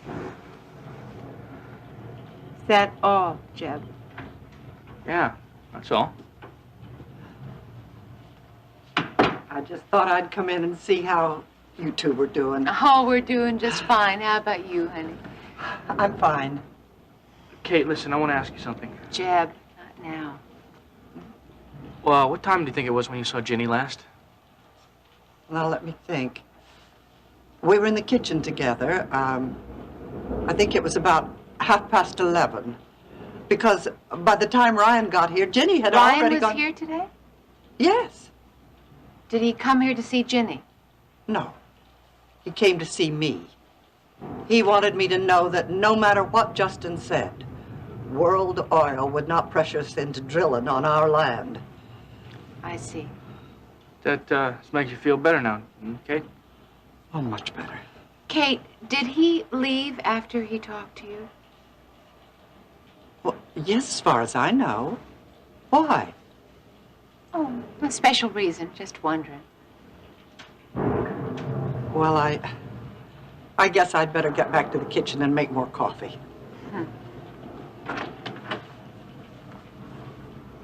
Hey, Rena, why did you just ask Kate if Ryan left the ranch after he talked to her? I just wonder if Ginny just might have gone off someplace with Ryan. Dennis, there's no way in the world I'm going to be able to get you here by myself. Please try to help me. My head hurts. I know. You had a lot to drink. You put your head down there, Dave. You put it there, baby. Now listen to me. When I pull, you try to stand up. All right? Oh, Dennis, please. Please. I have to get you out of here before someone walks in and finds us. Please try. Chris. No, you forget Chris. I'm warning you. forget him. Think about getting out of here, Dennis. Warning you won't get away with this.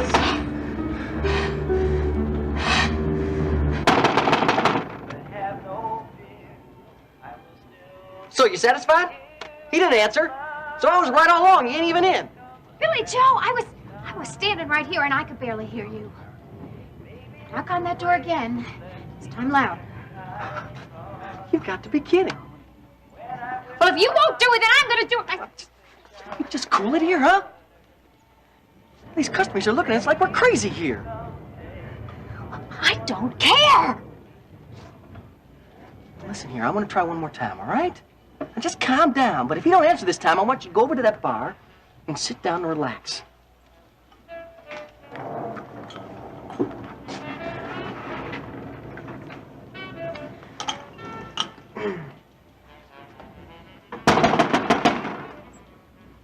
Yo, Mr. Shaw. It's me, Billy Joe. Mr. Shaw.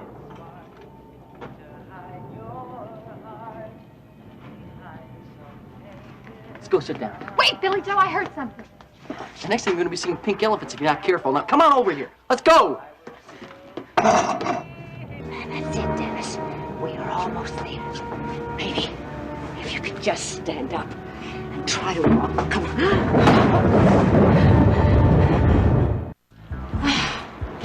I thought I told you to wait in the car.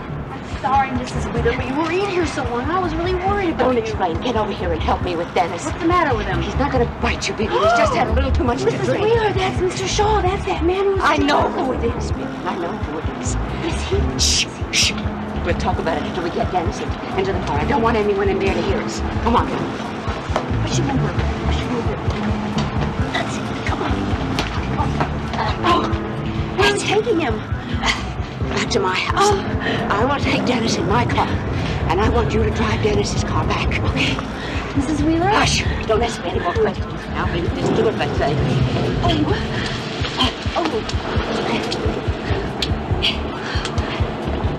Hey, what makes you think Ginny would have gone off somewhere with Ryan? Jeb, I'm the one who talked Ginny into going to Ryan to find out whether Elliot Carrington is really a traitor. Well, what did you do that for? Because she's so upset with Barry and his moods lately. Yeah, well... I thought Ryan could help both of them. Well, if you knew what you started here, Rena. What are you talking about? When Jenny left you to go meet Ryan for lunch, Barrett followed her right to the top of the World Club. What happened? Did he cause a scene? No, he did. Not until last night. They argued, and he accused her of having an affair with Ryan. Well, she denied it, didn't she? Of course she denied it. But did he believe her? Well, not at first, but then he calmed down, and she said that he was real nice from then on. I still wonder whether Ginny and Ryan saw each other here today. Yeah, well, there's one way to find out. I'm gonna call him. Jeb, don't get him involved if he had nothing to do with her disappearance.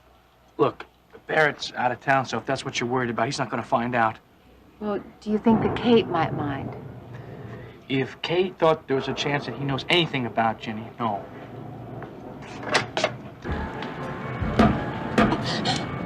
Somebody help me, please! Can anyone hear me? Help me!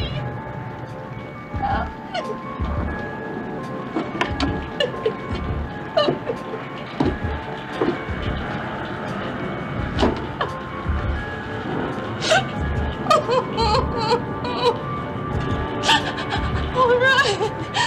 I'm so frightened.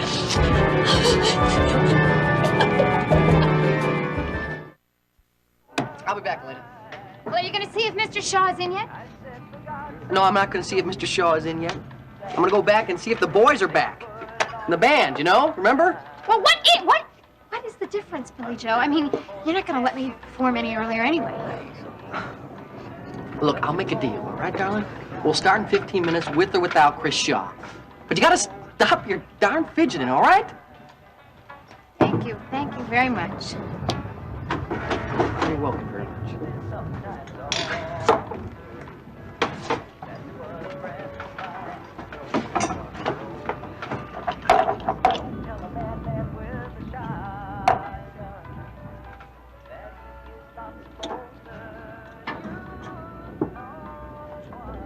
I counted the pills very carefully before I gave them back to you. According to my calculations, you should have 1, maybe 2 left. Am I right? I'm not using those pills, Mr. Shaw. Sure, Elena. But if you do need some, all you have to do is walk through that door to my office.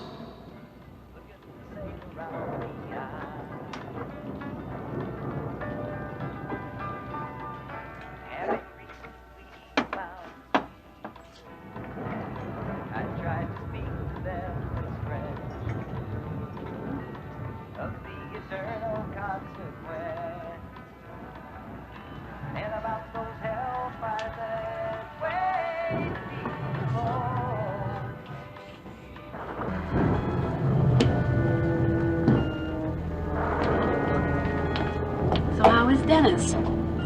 Reeking of alcohol at the moment.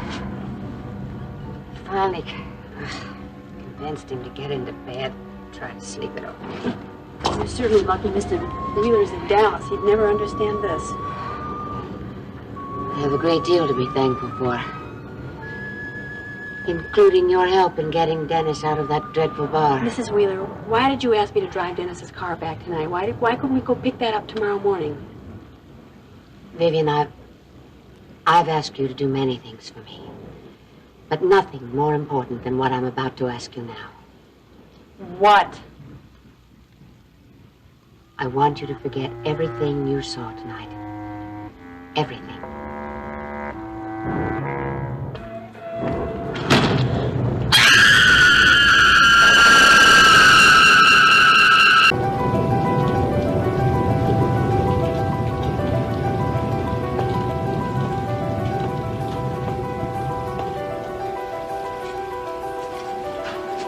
What is it?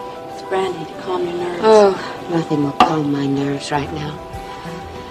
Why don't you tell me what happened in Chris Shaw's office? Because I don't know what happened. I think you have a pretty good idea. Mr. Shaw was dead, wasn't he? Yes, he was. And you think Dennis killed him, don't you?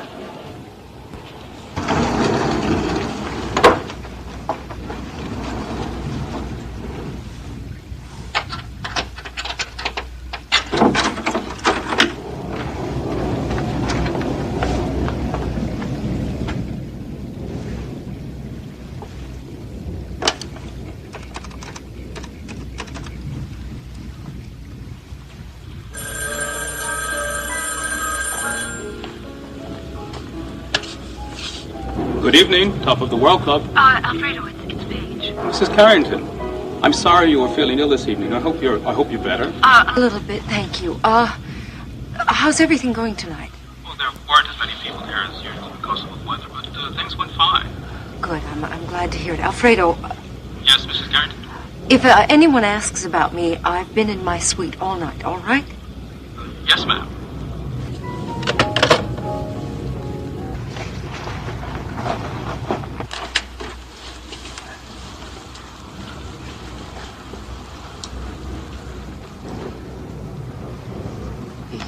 You all right, sugar, huh? I want to get out of here. We will, hon. Real soon. Billy Joe? I don't want to have to see him lying there. It's all right, honey. They took him over to the morgue. Hello, Donovan. How's it going, Frank? Oh, we're just about ready to wrap it up. Well, you two have a real knack for finding dead bodies.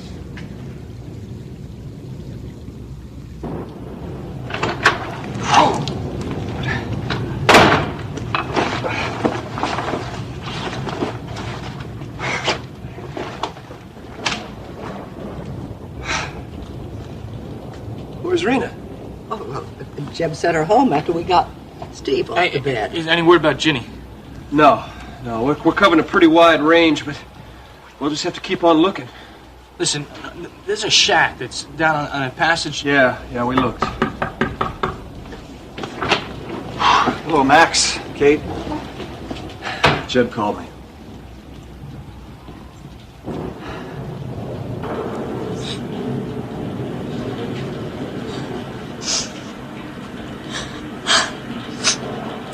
No one's found me by now. They never will.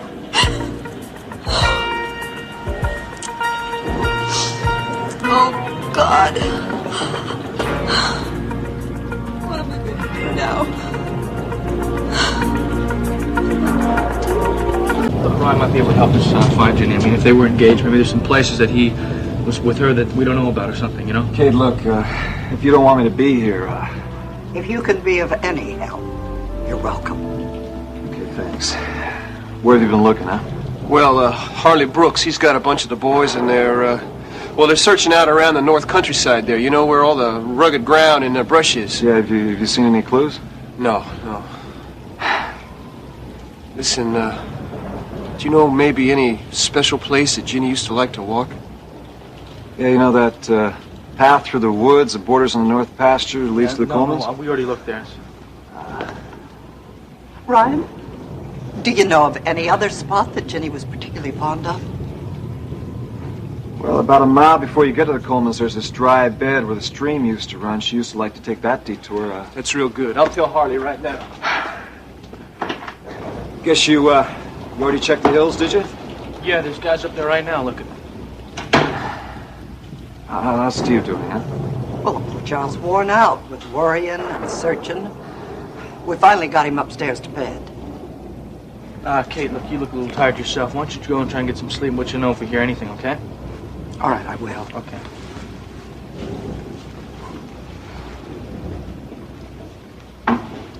Did you say anything to upset Ginny that would make her run away? Vivian, don't say that again. If Dennis did kill Mr. Shaw... We don't know who killed him. Neither of us was in the room when it happened.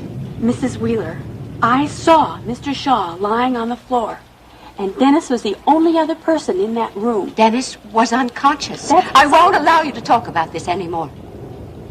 I'm just concerned about Dennis. I know, Vivian, I know. We both are. But let me do the thinking for us. Do you think I should call Mr. Wheeler at his No, hotel? Mr. Wheeler mustn't know anything about this. Well, you're going to need some help. I can take care of this. Mrs. Wheeler, the police are going to find that body sooner or later, and then they're going to start asking questions. There's no way to connect Dennis with what happened. How can you say that, Mrs. Wheeler? Dennis's car was parked out in front. When Dennis arrived, I'm sure there were lots of cars parked out front. After all, that place is a public establishment of sorts. I doubt that anyone would remember Dennis's car amongst all the others. Well, what about your car, Mrs. Wheeler? People who go to the co-op drive pickup trucks. When we pulled in there, that parking lot was deserted. So you see, there's nothing to worry about. I wish I could be as sure of that as you are.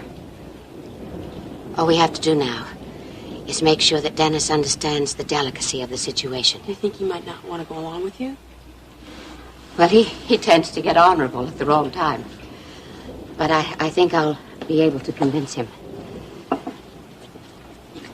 Mrs. Wheeler. What is it now? The fingerprints. What about fingerprints? I bet you Dennis's fingerprints are all over that place.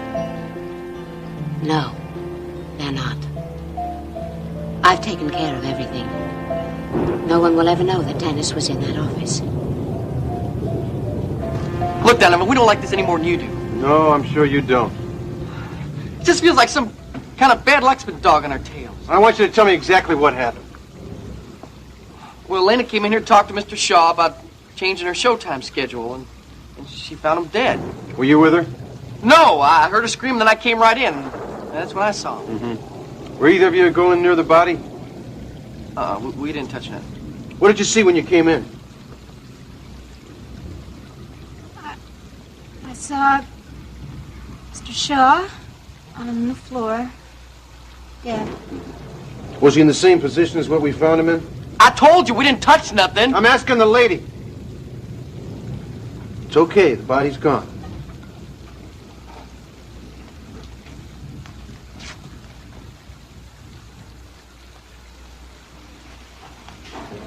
Yeah, he was there. Are you sure he was dead? He looked dead. Wasn't moving.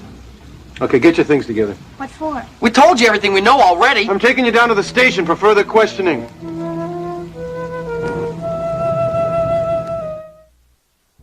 I don't think Ginny has run away. Yeah, now what makes you so sure about that? Well, she's not the sort of person to do that kind of thing. Ginny wouldn't run away from a problem no matter what it was. That's what worries me. Okay, look, what did you two talk about when you saw her today? That's between Ginny and me. No, right now it's a concern of all of ours. Now, you said something to upset her, now didn't you? No, I think Barrett's taken care of that. But Jeb, can you tell me, what's Barrett been doing to her, huh? What did Ginny tell you? Well, she was kind of vague. She was talking about his mood changes and how it was affecting Steve. Yeah, it's been real tough on the kid. No, I asked Kate, how is Steve taking it anyway, huh? Ginny is his whole world. How would you take it? Yeah.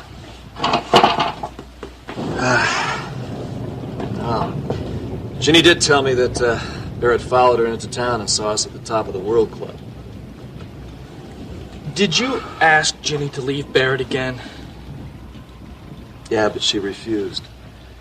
Yeah, she said she's going to do everything she can to make her marriage work. See, she seems to feel right now that if she left Barrett, it might destroy him. Yeah, she's right about that. Listen, has Kate called Barrett and told him that Ginny was missing? She hasn't been able to reach him. Listen, if she does reach him and Barrett decides to come back early, just let me know so I can get out of here, okay? Last thing we need is for Barrett to see me here, right? Yeah, that's for sure. Hey, Jeb.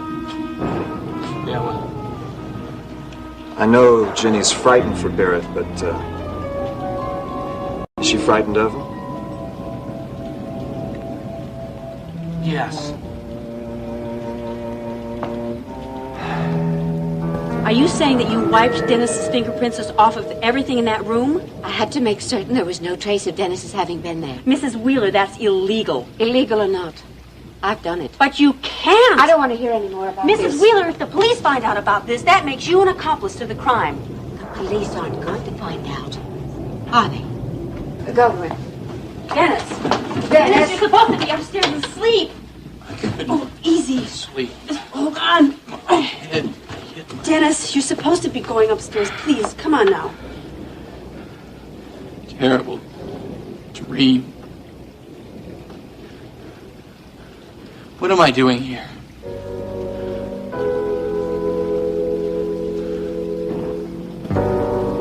I can't stay here. Why don't you take Billy Joe down the hall to your office until we're ready? Where are you going? Just down the hall, sugar. It's gonna be all right. Well, I'm not going to stay here without you. Elena, they have to question us separately. That's how they do things around here. Then I'm leaving too. Elena, honey, will you sit down? Calm down. Donovan, don't you understand she's real upset, huh? Well, I don't doubt it. Finding two bodies inside of a few weeks. Now, don't you start jumping to conclusions now. Well, you've got to admit it is quite a coincidence. And that's exactly what it is, a coincidence. We both were using Bernie's trailer. That's why we found him there. And Chris owned the coop where we worked, and that's why we found him. Now, don't try to make something more out of this than there is. Frank, get him out of here. Let's go, right? It's gonna be all right, honey. All you gotta do is just answer all the questions truthfully, all right? You're gonna be okay. Ricky. You okay? Well, how'd you find out about this so fast? Billy Joe called me from the coop. I thought Elena might need him. You'll be okay now, sugar. Everything's gonna be all right. Now, you just remember, I'm gonna be right down the hall. But will you be okay? Me? Sure. I got nothing to hide.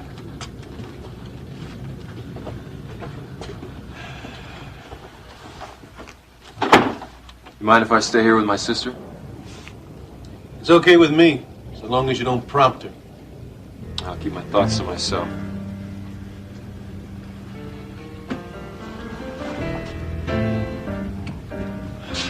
You tell Detective Donovan exactly what happened tonight.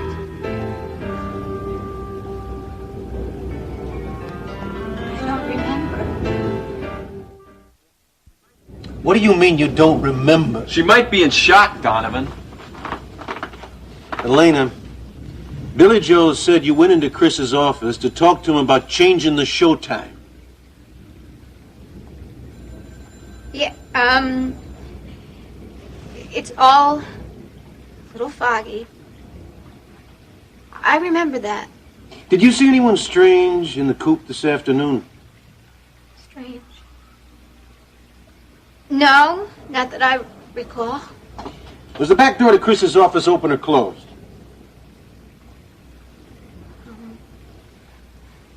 Was the light on or was the office dark?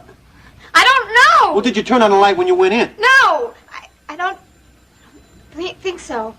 Did you hear any noise coming out of the office before you went in? Look, Detective Donovan, the only thing that I heard was the radio. Billy Joe and he talked to Roy. But I don't remember what that was about. How'd you feel about Chris Shaw? He was creepy and scary. But Billy Joe said that he would take care of me. What did he mean by that? Well, he meant that he would do all the talking to Mr. Shaw, so I wouldn't have to. Did you ever argue with him? Well, sure, Billy Joe and I argued all the time, but... No. I'm talking about Chris. Did you and Chris ever argue? No. Like I told you, I never had very much to do with him. Billy Joe did all the talking. But you went in to talk to him this afternoon. Now, why was that? I don't know.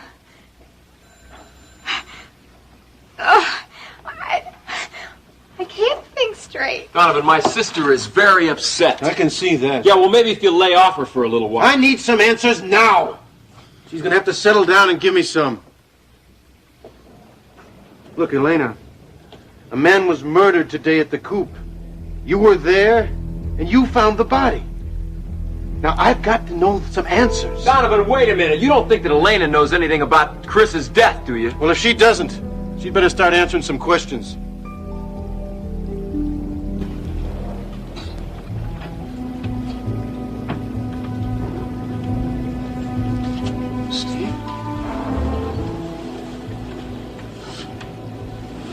I didn't want you to see that I've been crying. Hey, it's all right to cry, big fella. Especially when you're scared and upset. I'm scared I'll never see Mom again. I wish I could call your mom into the room right now. But you can't. Nobody can. Listen, we can't give up hope.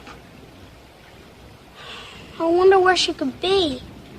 My mind keeps coming up with all these awful things that could have happened to her. What happened if the creek bed overflowed where she takes that shortcut? Now, we can't let our imaginations take over. We're all still looking. Everybody's looked so hard. I just don't think... Listen, just remember that your mom is a smart lady. Now, she's real pretty and all, but well, she's lived in this ranch a whole lot of years, and she can take care of herself. She just came out of the hospital, and she's gonna have a baby. Hey, listen, she's real tough, too. Gotta remember that, okay? Are the guys still looking? Yes. And they'll keep on looking till they find her. Maybe I should go and help. What you gotta do is get some sleep.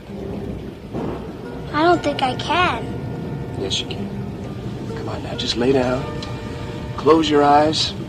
Think about tomorrow. Max? And everything tomorrow will look a whole lot better when the sun comes up. Max? Hmm? Will you promise me that you'll find my Mom? I promise that I'll keep on looking till I do find her. Now you go to sleep, okay?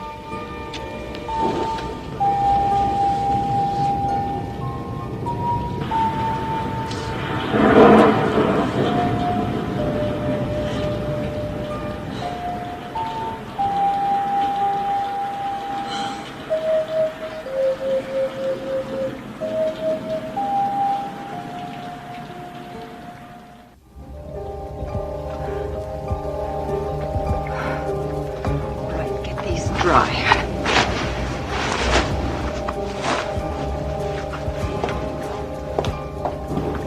must have hit my head someplace. Let me see. Ooh, Dennis. Drink this, it'll help you sleep. I'm not sure I want to go back to sleep. What was your dream about, darling? It's not very clear. I was lying on the floor. Where was this? Someplace I've never been before. An office. Was there anyone else in the dream? Yes. Someone was there. Someone in the office with me. I don't know. I couldn't see the face. Are you all right?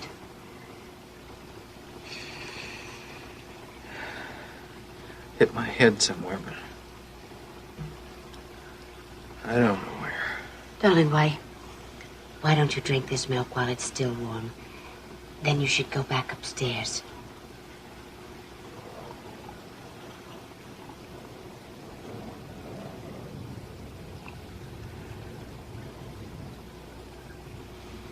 What am I doing here? You and Paige had a fight, so naturally you came here.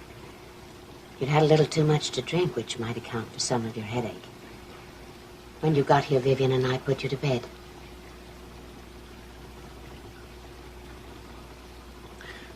What did Paige and I fight about? I don't know. You weren't in any condition to explain. Why is it all so hazy? Honey, don't think about it now. Just go back upstairs and try to get some sleep. Your mother's right, Dennis. Come on, let's get going. You'll feel much better in the morning. Boy. Thanks, Mom. Vivian, I'm making myself. Okay. Sleep well, darling.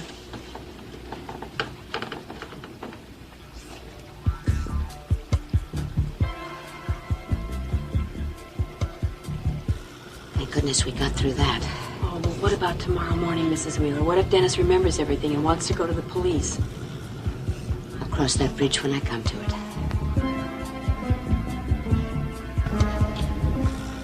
You feeling better?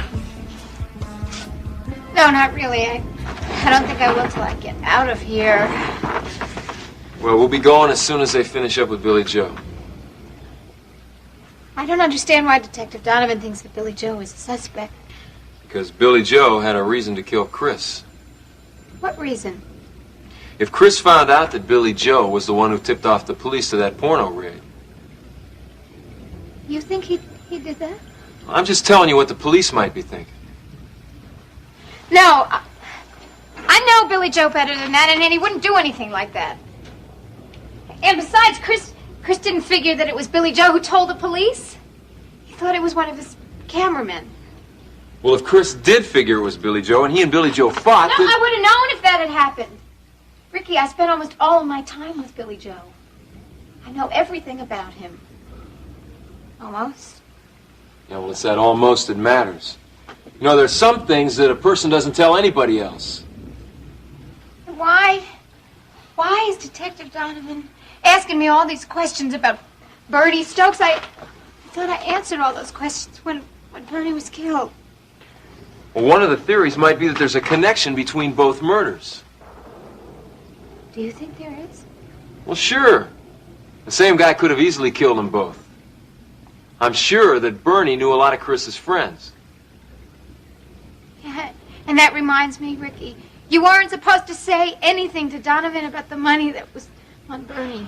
I'm sorry, Elena, but I had an obligation to tell Donovan everything that I know about Bernie, including the fact that he had $20,000 on him the day he was killed.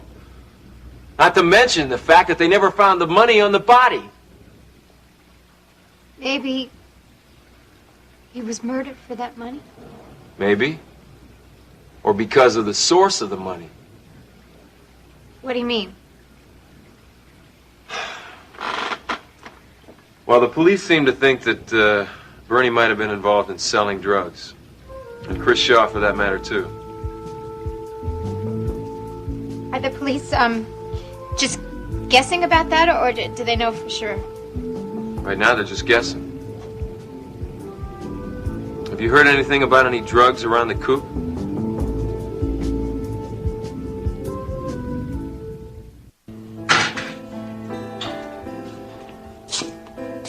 Hey, you want something to eat? I'm drinking an awful lot of coffee. No, I'm not hungry. Thanks. How are you two holding up? Oh, we're not bad. I don't believe it from the looks of you. Now, why don't you go upstairs and try to get some sleep? You've been up all night. I can't sleep until I find Ginny. Do me a favor. Just go upstairs and lie down. You don't have to sleep. What are you going to do? Well, I'm going to take your place and keep Ryan company. Okay. But look, if you guys hear anything, you let me know right away, okay? I will.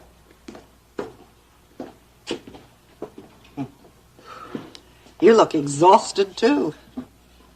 Why don't you go on back to Houston and get some rest? No, I'm not really that tired. Besides, I called the World Oil office this morning and told them to send out a helicopter to help us in the search. I'm going to go up with them. I thought the sheriff was going to conduct the air search. Well, I called the sheriff about 10 minutes ago, and he said their chopper wouldn't be ready until noon. I don't want to wait that long. Mm-hmm. First time I ever saw you, you were landing that chopper out on my front lawn. I remember. Seems a long time ago now. Yeah. Where's Steve, anyway, huh? I think he went down to the stable to check the horses. Feel sorry for him. This must be awfully hard on him. It's been hard on all of us. Where's Max? Well, he left about 20 minutes ago. He went home to change. He should be right back. Oh, well, at least it stopped raining. Well, that's good. Otherwise, we wouldn't be able to take the chopper up. Grandma? Ryan. Hi, Courtney. Has anyone heard anything yet? No. Do you want some coffee, honey? No, thank you. Did you get any sleep? Oh, off and on. Oh, Grandma, I wish you would let me come out here last night. Now, there was no reason for you to drive out here at midnight. Everything that can be done's being done. Now, Jeb and Ryan stayed up all night. Where's Jeb now? I sent him upstairs to lie down. Hopefully, he's getting some sleep. Listen, Kate, I'm going to go check with Harley. Maybe some of the guys need some more coffee.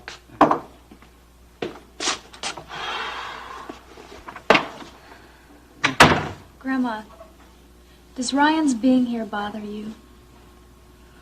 Whatever I feel, I can't refuse his concern for Ginny. Not at a time like this. Well, has anyone heard from Barrett or talked to Barrett? No, I haven't had any luck reaching him. Well, wait a minute. Didn't he tell you that he was going to be staying at a motel right outside of Laredo? Yes. And I just feel terrible because I think I misunderstood the name. Well, he was supposed to be looking at some stock at nearby ranches. Well, I called the 2 ranches that I know out there. No one's seen him.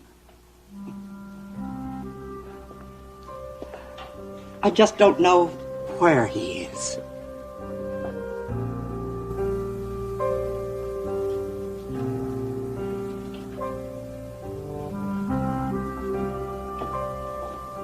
Darling, how do you feel this morning?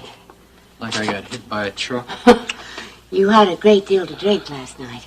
Yes, I must have. Dennis, have I got a great breakfast in store for you. Grits, eggs, Oh, listen, sausage. thanks, Vivian, but I don't think I'm going to be able to eat anything this morning. You need your nourishment. Vivian will be very disappointed. Well, that's very nice, Vivian, but I don't think I'd be able to keep it down. Would you like some coffee? No. But I would like to know how I got here last night. I told you, but you probably don't remember. Well, I remember that you said that I came here after I got into a fight with Paige. That's right.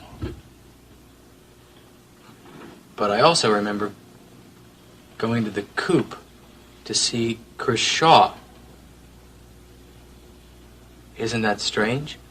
Yes, very.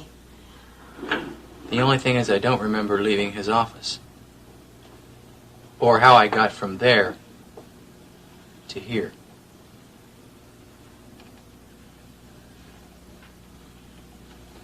What is it? Nothing. You must have managed because here you are. No. Something's going on here. Dennis, don't be silly. What could be going on? You're simply hungover. Come on, Mom. I know you. You're trying to hide something.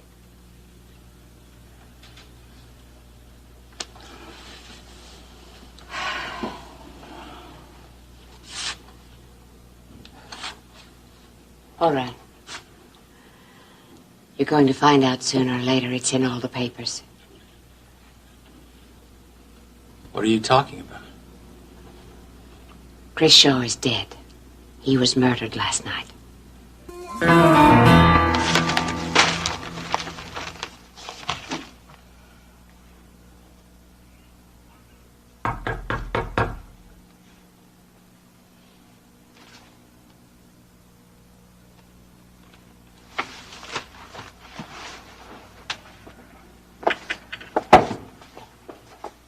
Who is it? Police.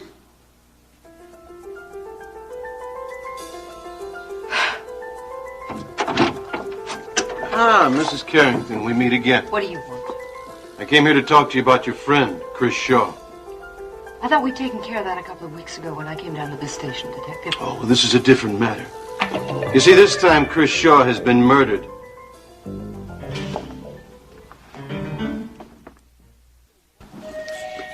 We had a little trouble tracking you down, Mrs. Carrington.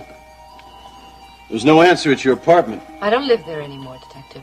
Yeah, that's what we discovered. One of the employees at the Top of the World Club was kind enough to tell us that you were living in Alex Wheeler's suite. My husband and I have separated. Oh, I'm sorry to hear that. Recently? I don't feel that my personal life is the affair of the police, Detective. Oh, sometimes it has a bearing. You don't seem very upset by the news of Chris's death. Chris and I weren't very close. Well, still, you must be a bit surprised. I might have been, if I hadn't read it in the morning newspaper. What? Oh. Well, then you were expecting me. On the contrary, Detective, your visit was the furthest thing from my mind. You knew Chris Shaw in Hollywood, is that right? That's right. How'd you meet him? Like anyone meets anyone in Hollywood through mutual friends. Any of these mutual friends here in Houston now? Not that I know of. Do you know what Chris Shaw did for a living? Sure. He ran the coop. Are you aware of any other sidelines he might have had?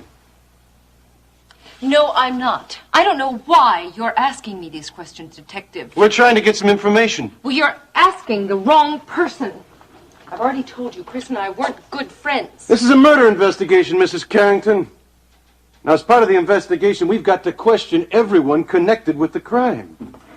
That hardly includes me.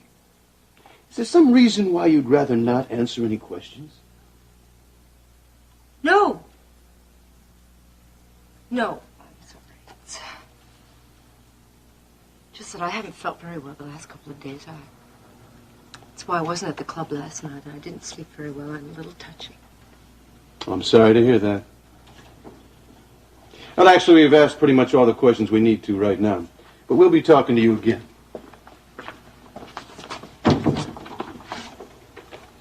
Oh, You will let me know if you move again, huh? I intend to stay here a while, Detective, but if I leave, I'll tell you. There is one more thing. Yes? Where were you last night between 8 o'clock and midnight? Right here in my suite. Anyone with you? No. But my maitre d' Alfredo can vouch for me. I talked to him several times during the evening. I see. You understand we'll have to check that out. Surely I am not a suspect, Detective Donovan. Until the murder is solved, everyone is a suspect. Good day, Mrs. Carrington.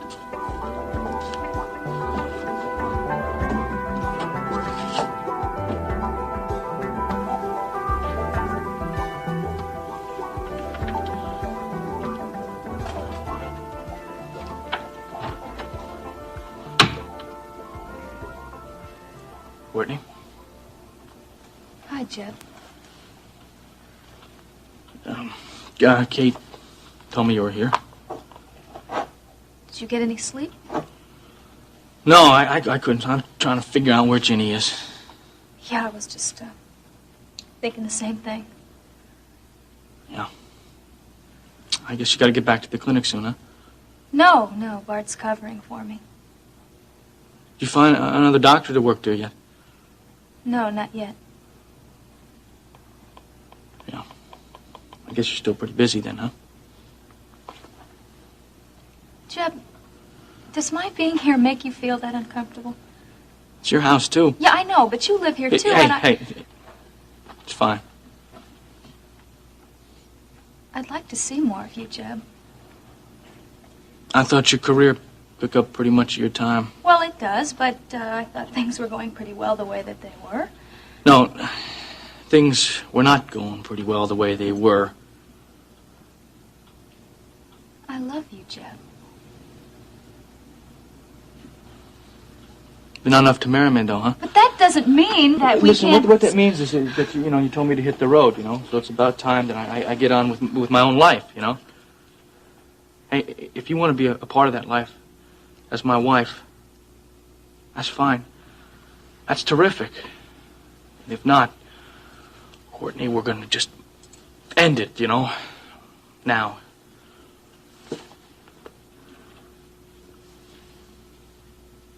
Well, I'll see that you get your ring back. I don't want my ring back. It's yours. I gave it to you. I'm not going to hang around, waiting for you to figure out whether or not you want to marry me or not. I know. It's not fair, Not fair to either one of us. I'm sorry, Jeb. So am I. Right now, I gotta find Ginny.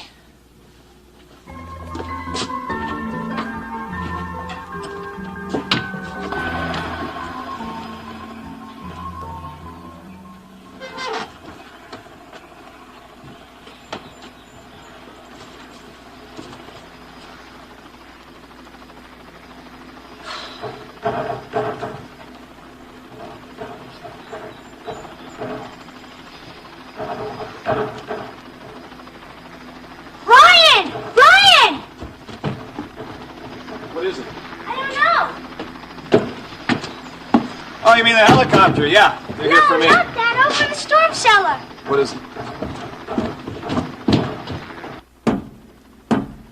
Help me! Please! Somebody get me out of here! Help me! Help me! I'm so sorry. I can't stop now. I can't. But I'm so tired.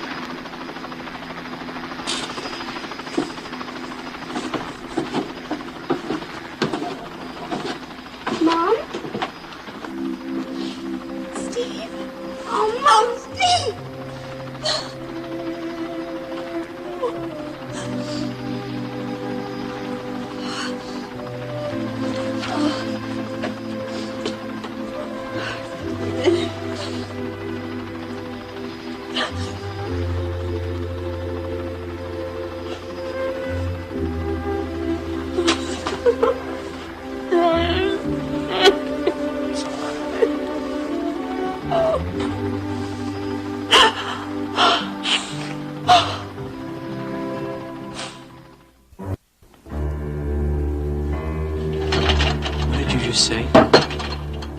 Chris Shaw was murdered last night. I better get back to work. No, Vivian. I want Wait a you to minute. stay right here. I don't understand. He was alive when I was there last night. That much I remember. Dennis, you must forget all about going to see Chris last night. What are you talking about? No one should know you went to that bar. Why? I have nothing to hide. What must I do to make you understand, darling? A man was murdered last night. You will be blamed. Why? Because I went to see him? Come on, Mom. Darling, you didn't go there just to see him. How did you know that? You were in a rage the last time I saw you. You said you had a score to settle with Chris. What? Wait a minute. You think I did it, don't you? Dennis. You think I murdered Chris Shaw? Dennis, you were drunk. You didn't know what you were doing. You were terribly upset with Paige. You weren't thinking rationally. I remember. I went to talk with Chris. Dennis. We got into an argument. Dennis, don't. And then he said something. I grabbed him by the throat, Don't Mom. do this to yourself! And then I pushed him against the desk. I killed Chris. Yeah. I killed Chris Shaw. Dennis, where are you going? Listen to me. Don't go out there. No, Dennis!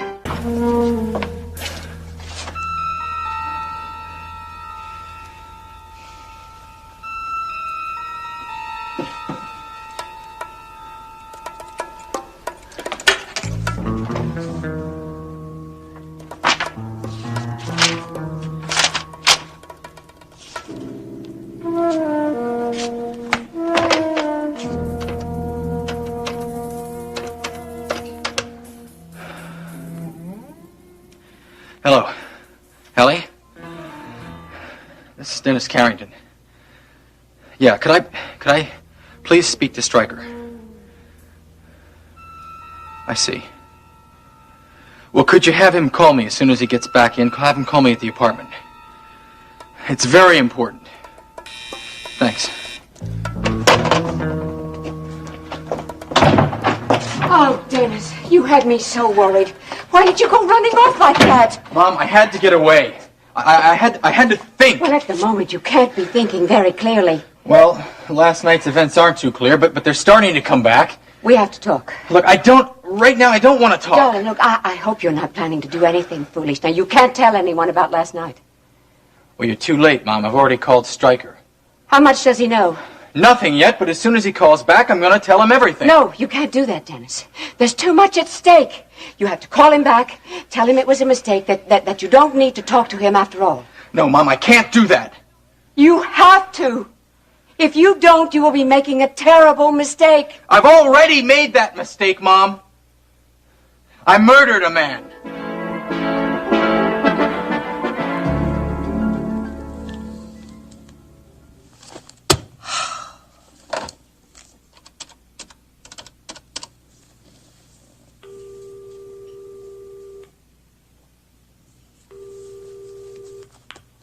Hello?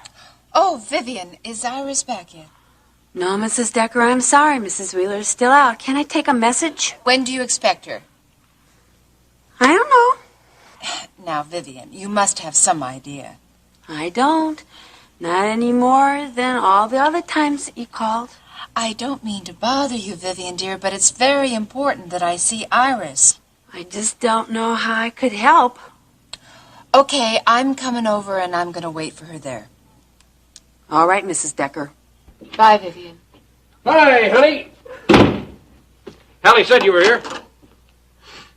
Daddy, if someone were threatening me and I killed them, maybe accidentally, could you keep me from going to jail?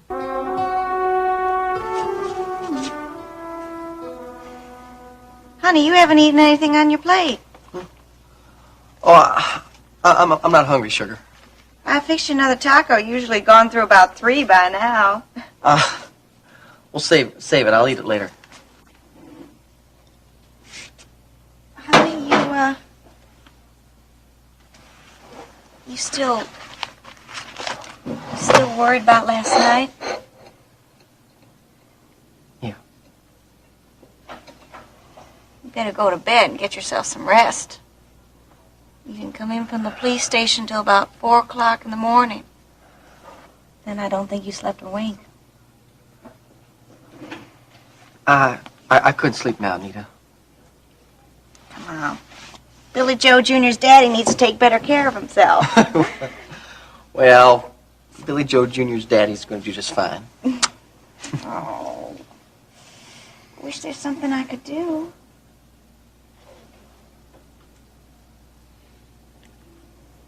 Damn it, Nita. Damn it. They think I'm a suspect. They think I murdered Chris Shaw. Jenny, are you sure you don't want anything else? Oh, thank you, Kate, but I've really had plenty. You had almost 24 hours in that storm cellar. Well, I wasn't in any danger of starving, though. Did you get any sleep? No, not much. I know someone who could use a nap. Not me. I don't think a nice soft bed with clean sheets would hurt you either. What I really need is some fresh air. Being closed in like that. Were you scared, Mom? I'm fine now, thanks to my rescuer. Ryan opened the door. Yes, I know that, honey. Jenny, I really wish you'd go upstairs and get some sleep. If you want some fresh air, you can open the windows. Is everything all right in here, Jenny? Just fine, Jeb. The rescue party's all been called back. Yeah, they're coming in from the hills right now. No, I really should go down to the bunkhouse and thank them. Jenny, I really, really wish you'd get some sleep. You know, there'll be plenty of time for that later. Well, all right, you're the doctor. I will follow your prescription and go up and take a nap. I'll come with you, Mom. Courtney, well, thank you for being here. I'm just really glad you're safe. Sure.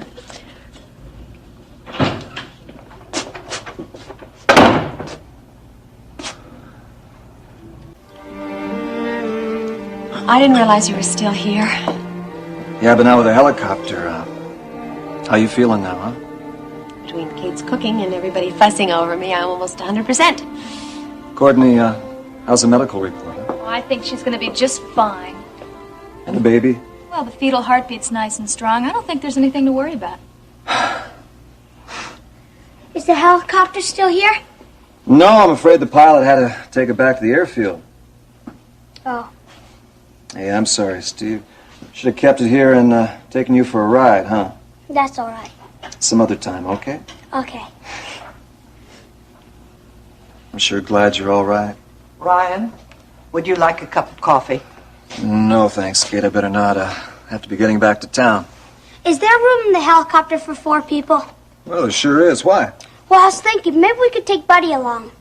Well, I don't see why not. Well, you two are discussing your aerial adventures. I think I'll go get some fresh air. Jenny? Courtney, I'm going to be all right. I'm just going out on the front porch. Okay. Take care of yourself, okay? Goodbye, Ryan. And thank you again.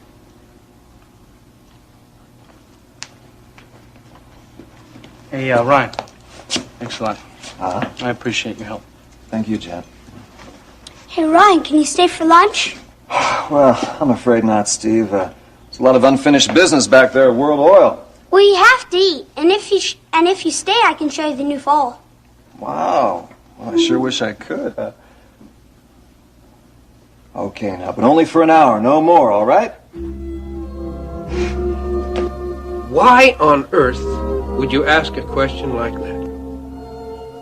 Just wondering. About committing a murder? Come on, honey. A thought like that just doesn't come off the top of your head. Well, Daddy, you know, sometimes you read stories and you wonder, I wonder if Rena. that happened. Did you ask this question because of Chris Shaw's death? Now, don't be surprised. The newspaper has said your sister-in-law, Elena Decker, discovered the body. Now, Max must be pretty upset. It's a terrible thing, Daddy. Yes, it is, but no need for him to be upset. Just because she found the body doesn't mean she's actually a suspect. I'm glad to hear that. You want me to call the DA and see what he knows about the case? Oh, no, that won't be necessary. Yeah, but Max is upset about it. Max doesn't even know about it. He's been out looking for Ginny Marshall, and he hasn't had time to read the paper. At least he hadn't when I left the ranch. If you're not here about Elena, just exactly why did you come into town? I just wanted to see you, Daddy. Ah, that's very nice, but I thought it might be something else. You still want to sell those stocks? No, I've changed my mind on that. Your friend doesn't need the money anymore? No, not anymore. Do you mind telling me what that was all about? Daddy, do you know if Mike Marshall ever did a survey to find out if there was oil on the Marshall Ranch? You are the second person this week to ask me that question. Who else wanted to know? Justin? Oh? Do you mind telling me what's going on? I don't believe you killed Chris Shaw. I don't believe you could kill anyone. I was angry and I was drunk, Mom. I could have done anything. That's exactly my point. You were drunk. You were so drunk that Vivian and I could hardly hold you up. Believe me, Dennis, you were in no condition to kill someone. Yeah, well, I remember fighting with Chris. That doesn't prove you killed him. The man is dead. I just wish I could remember. But you can't remember. You see, that's why you mustn't talk with the police or Stryker or anyone else. You're asking me to hide the evidence. What evidence? You didn't see anything. Mom, I was at the scene of the crime. Darling, all I'm asking you to do is wait. Let the police do their job. If the police do their job, it's going to lead straight to me. You don't know that. What if they find the killer? If they do, you will have involved yourself for nothing. Mom, I am involved, whether you like it or not. Now, if I don't go to them, they're going to come to me, and that's going to be worse. Now, that's why I called Stryker.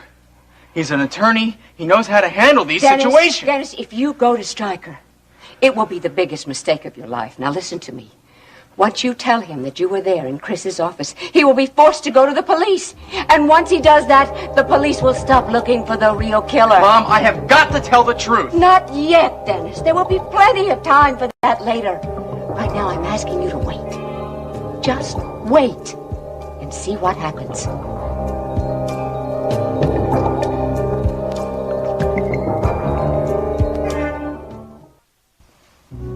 You're being too hard on yourself. You are not a suspect. I read this paper all the way through this morning, and it hardly even mentions you. You weren't at the police station last night. You didn't hear those kinds of questions that Donovan was tossing at me. I'm a suspect, all right, sweetheart. Oh, yeah, I'm a suspect. And you better believe it. They're going to try to pin this thing on me if they can. Now, why would they want to do something like that? Because I've got a record. The cops are always looking for an easy way out, and there's nothing easier than finding some ex-con who's done a couple years in Huntsville. You just wait and see. I think you're just taking this too far. It ain't just the police. It's Maggie and Ricky and a whole lot of them, and they're just waiting to pounce on me. How's Elena doing? Not too good. Poor kid. This is the second time this has happened to her. Yeah. Her nerves aren't holding out too good. It couldn't have happened at a worse time. Because the record. Yeah, it's just about to hit the market. Her career's all set to take off, and now this has to happen. You know, honey, I've been wondering. About what? Maybe Chris Shaw's murder is some way connected to Bernie's. Now, what makes you ask that? Well, it's logical, isn't it? Bernie did work for Chris Shaw, didn't he? Look, Nita, I don't want to think about it, all right? I mean, that sort of thing, leave it to the cops, all right? Look, I'll get that. Just wait here, sweetheart. Just hope it ain't Donovan again. Probably Maggie with a search party for me. I am so late to work. Hi, Billy Joe. Can I come in? Well, of course. No. Honey, are you all right? No, not really. Nina, I don't think I can stay in that apartment anymore, not by myself. Well, you don't have to. We're right here. That's what friends are for.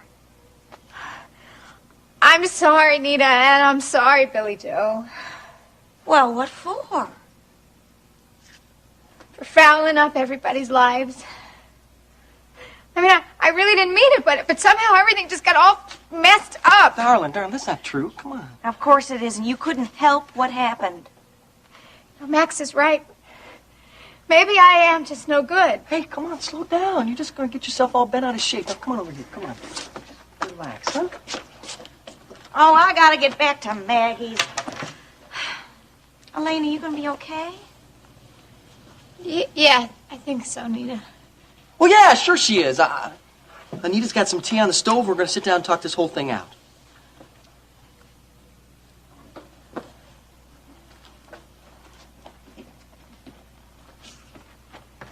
You better keep an eye on her. I mean, she was really scared.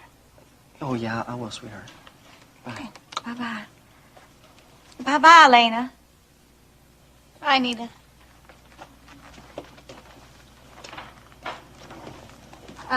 What time did you get home from the police station last night? A couple hours after you. Did you get any sleep? No. Neither did I. Every time I closed my eyes, Billy Joe, I kept seeing that body lying Listen, there. Elena, well, I know you're still upset and everything, but, well, we're going to have to get our story straight here. You know, Daddy, Justin's working for World Oil now. Yes, I know. I drew up the contract. So he's looking for new sources of oil. Everyone's always said there's oil in that Marshall land. Uh-huh. And just how does this interest you? Daddy, if there's oil on the Marshall Ranch, then there may be oil on our property, too. It doesn't matter. Kate wouldn't let him drill out there. Max owns his own land. Kate can't tell him what to do.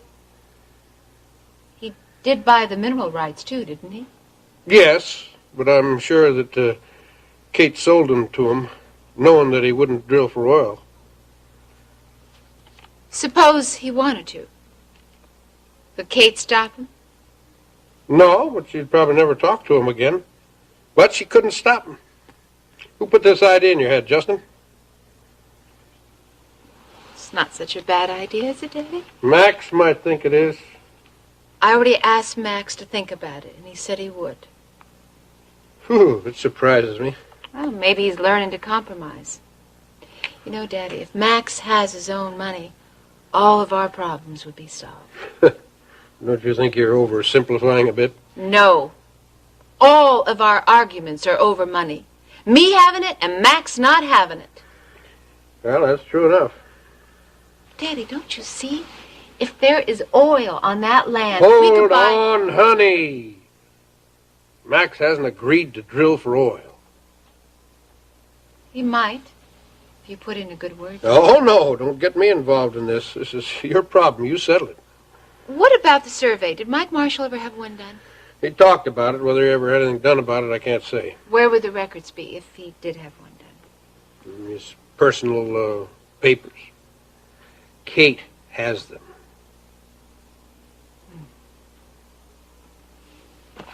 Well, if there was a survey done, Kate probably burned the records. I gotta go, Daddy. Hey, honey, why don't you call your mother or have lunch with her, something she worries about you? She doesn't have to worry about me. I'm just fine. Rena, All right. I'll call her at the end of the week. I promise. She'll be happy to hear you're not liquidating $250,000 worth of stock. Daddy, Mama thought that I dropped that notion long ago, so don't mention it to her, okay?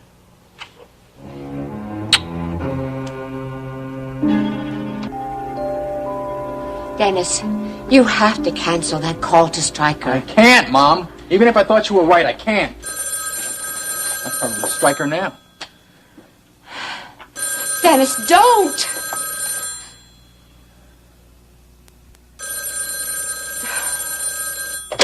Hello. Dennis, Stryker Bellman. Hallie said you called. Yes, Stryker, I did. She says rather important. It is important. I assume it's about your father. Well, What, did Elliot call you from Washington? No, Stryker, he didn't. Well, I talked to Colonel Austin and your father at the hospital, hoping to talk to Roger Williams. I see. The doctor thinks there's a chance that he'll regain consciousness, and Elliot wants to be there. I understand. I tried to call you early this morning to tell your father about your father being all right, but with no answer. Well, I wasn't home, Stryker. You know, I tried to call you over to KVIK, and they didn't seem to know where you were. Yeah, well, I haven't been feeling very well lately.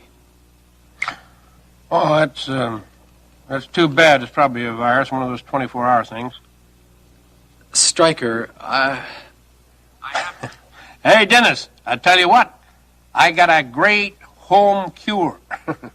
Of course, Vicky doesn't think it works, but If you don't get better soon, let me know. I'll do that, Stryker. And don't worry about your dad. Colonel Austin take care of him. Well, I'm glad to hear that. nice to talk to you, Dennis.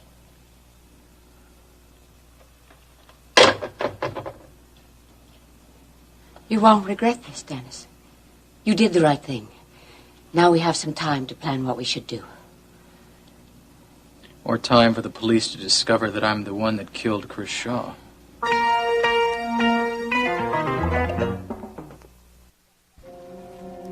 What do you mean, get our stories straight? Just exactly that. I don't know what you're talking about. I'm talking about the fact that you were really acting strange last night, Elena. I don't know what you mean, Billy Joe. Come on, Elena, I know how you felt about Chris. What are you saying? I'm saying you wouldn't have gone into Chris's office unless you had a reason to.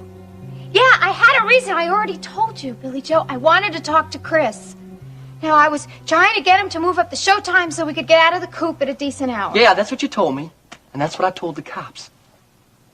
But I ain't so sure that I buy it, darling. Yeah, but you remember how concerned I was about the show times? Yeah. I mean, it was all we talked about all night long, right? Oh, yeah, we talked about it. So, why don't you buy it? Because I told you I'd take care of it already. There was no reason for you to go into Chris's office. Yeah, but you did take care of it, Billy Joe. All you did was knock on the door. And there wasn't any answer. Yeah, well, I figured, or I thought maybe he came in a little later through the back door, so, I wanted to see for myself. Elena, you better be telling me the truth about this. Because if you aren't, we're both in a lot of trouble. Why? Why are we in trouble? Because I know the cops. And the way that Donovan was handling us last night, I'm willing to bet we're his #1 suspect. That can't be true. Look, darling, I don't want to scare you. I don't want to get you any more nervous than you are, but it is true. We're Donovan's prime suspects. And unless the cops come up with somebody else to hang that murder rap on, we're going to stay their prime suspects. No, that is not fair. No, it ain't. But it's the way the cops operate, darling. Okay, then we got to do something, Billy Joe. There's only one thing we can do here. There's only one thing, Elena. We got to tell the truth. And if we do that, there's a chance the cops are going to come up with the real suspect sooner or later. Who do you think is the real suspect, Billy Joe? I mean, who do you think killed Chris? Ginny, I checked those cellar doors, and I can't figure out how that happened. It was an accident, that's all. I didn't open the door wide enough, and the wind blew it shut. That's it. Yeah, but it shouldn't have happened. You shouldn't have been locked down there like that. It's over now, Jeb. Please, stop worrying about it. I just don't want it to ever happen again. It won't happen to me, because I'll never go down there again. You know, I'm going to put some new doors on the cellar, so just to make sure, you know, safe and everything. That would make me feel a lot better if you did that. Okay. Listen, you must be tired. Why don't you get some sleep? No, I got to go to town. Well, what could you possibly want to go to Houston for? Because Elaine is in trouble. What kind of trouble? She went to talk to her boss at the chicken coop, and she found him on the floor in the office, dead. How awful. And I know, he was murdered. Oh, Jeb. You know, so between, you know, when she found Bernie Stokes' body in the trailer and this, I mean, she must be really shook up. Maybe she should come out to the ranch and spend a few days here. Think she'd like that? I don't know. I'll ask her. Hi, Courtney. I gotta get to town. See?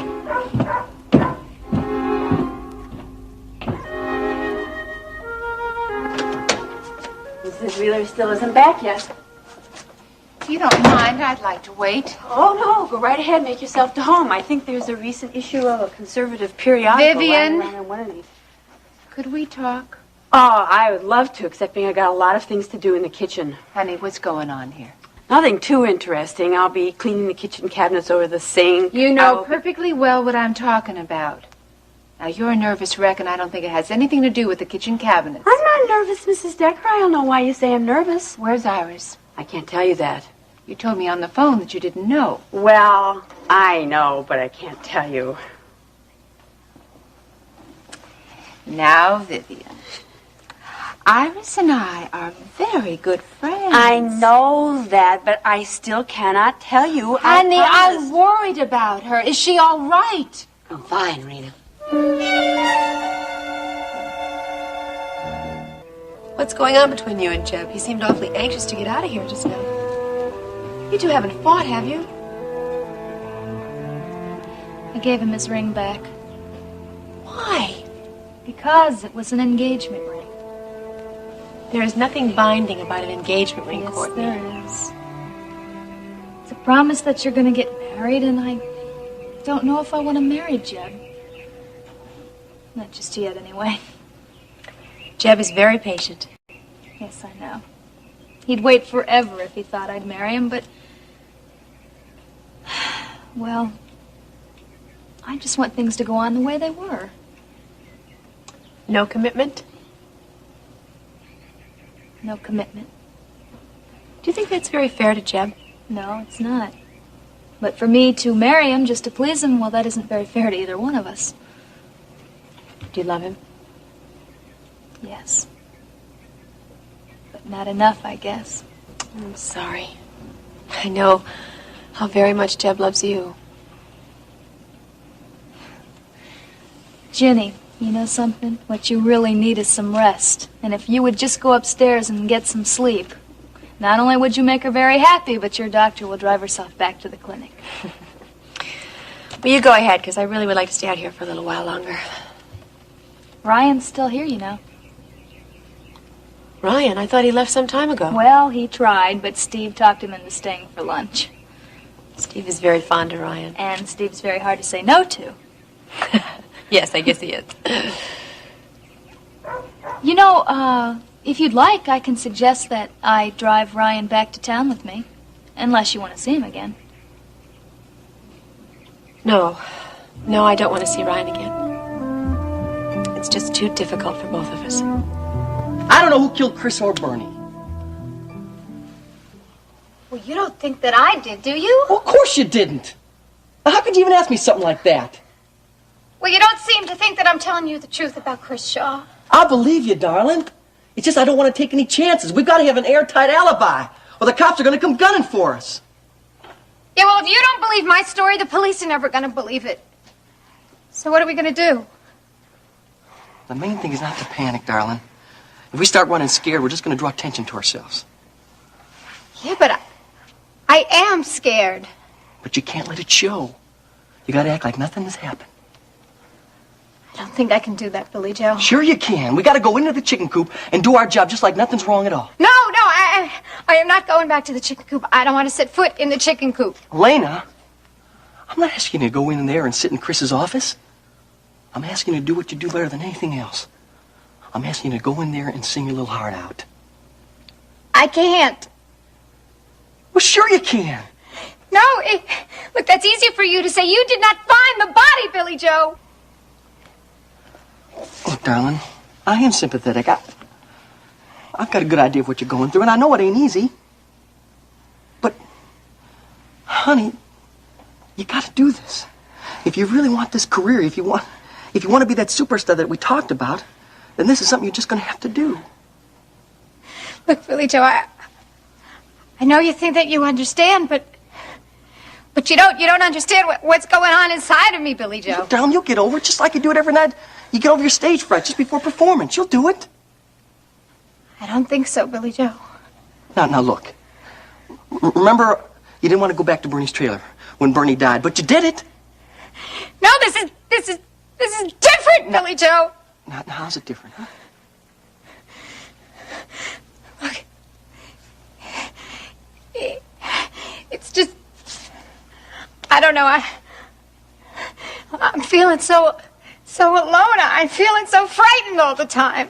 Darling, come on. You're not alone. You got me, and you got Nita, and you got Ricky, and you got all those people out there in the audience. You got all of them. They're all there for you, darling. Really. They come back there every night just so you can put a little sunshine in their lives. They need you, darling. They need you. And you can't ever be alone. You can't ever be alone when you need it.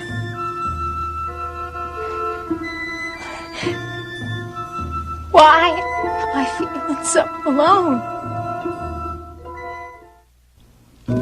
Do you think the Astros can win the Western Division again this year? Well, I don't know. Season's just started, but the team looks pretty solid. I think so. You know, I've seen your name in the sport pages this year. Only down in small print. The track team looks like it's doing real good this year, and so are you. I'd like to come in first sometime. Well, you doing your best? I guess so. That's all that matters. Not to my coach. He just wants to win. Hey, look, Steve, now, everybody wants to win. So, if everybody does their best, then everybody does win, right? That's what my mom says. Have you taken any trips around the world lately? No, I've been staying right here in Houston lately. I hear your dad got a medal. He's a hero. Hey, you're a hero, too. You rescued your mother, right? So did you. Sure was happy to see her. She held me so tight I thought she'd smother me. Well, how you two guys doing? Fine. Good. Where's Mom? She's out on the front porch. Well, I thought you went upstairs to bed. Well, she wanted to stay outside a little longer. I don't blame her. Come on, let's go talk with her. Wait. I thought you were going upstairs to take a nap. I will when Mom does. Come on, let's go talk to her. No. I better be getting back to town. Ryan has to get some sleep too, honey. Okay, but you have to say goodbye to Mom. She won't like it if you don't.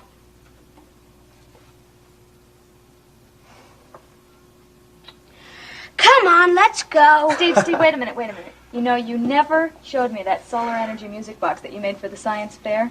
I did? No, you didn't. And the sun is out right now, so why don't you go get it and you can show me how it works. Okay, but you come too. Okay, cowboy. I'm a-coming. Lead the way, huh? Now, where have you been? I've been out. You look terrible. I didn't sleep well last night. That dreadful storm kept me awake. Well, it must have kept Vivian awake, too, because she looks even worse than you do today. Where's Alex? He's in Dallas at a business meeting. Was he in Dallas last night? Yeah, as a matter of fact, he was. Iris, if you've done something, Daddy will defend you. Are you sure you're gonna be all right? Yeah, I'm sure. Okay, I'll be back in a few minutes, okay?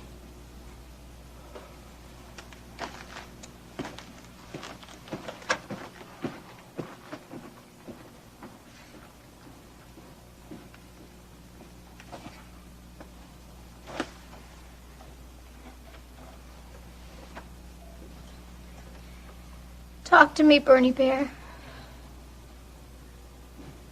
Tell me that I don't need those pills to get through this mess. If Chris hadn't gotten killed, then he would have given me those pills. How did I ever get myself into this mess?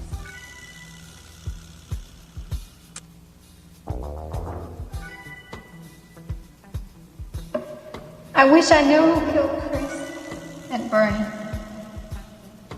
I am so afraid that maybe Billy Joe or I will be next.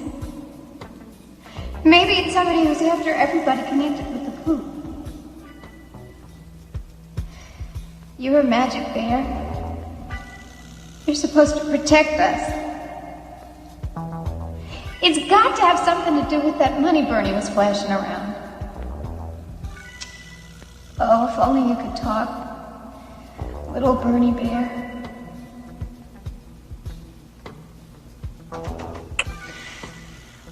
That was just about the nicest thing that Bernie ever did. And then Bernie went and got killed.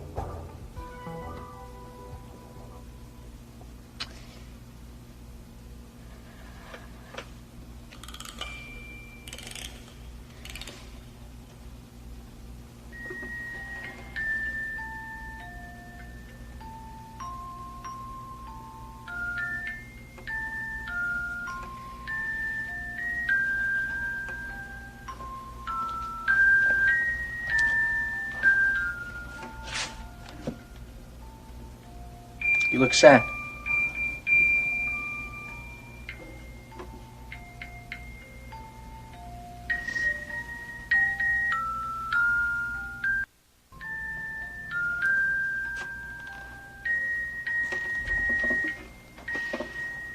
Just playing my song again. How's the record doing? Billy just says it's going all right. Then cheer up. I wish I could. Listen, things are gonna get better, okay? I know it's real rough on you right now. Cheb, you don't know. No, I do know. I read the papers. It's a pretty lousy situation, but Elena, you see, these things have a way of working themselves out, you know? Look at all the good things that you got coming up in your life. Yeah. I hope you're right. I am. I know I am. You gonna do a show tonight? Yeah, I didn't want to, but Billy Joe says that I have to. Well, he's right, because that's the best thing. You throw yourself into your work like that. It's good therapy. You really think so? I do, yeah, I do. You gotta keep yourself busy. That way you don't think about all this stuff that's happening to you. I'm trying to stay busy myself right now, too.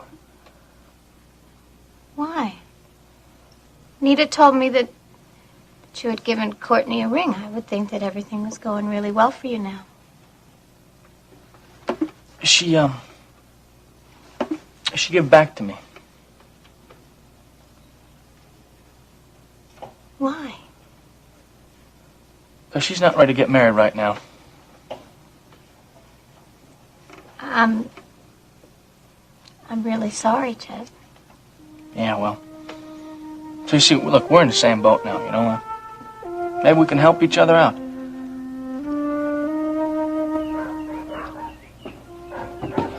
Hey, Mom, Ryan came to say goodbye. You two wait here and I'll go get the music box. Yeah, Steve talked me into having lunch with him. Courtney told me. Thought you were going upstairs to bed. Oh, I just can't seem to get enough fresh air, sunshine.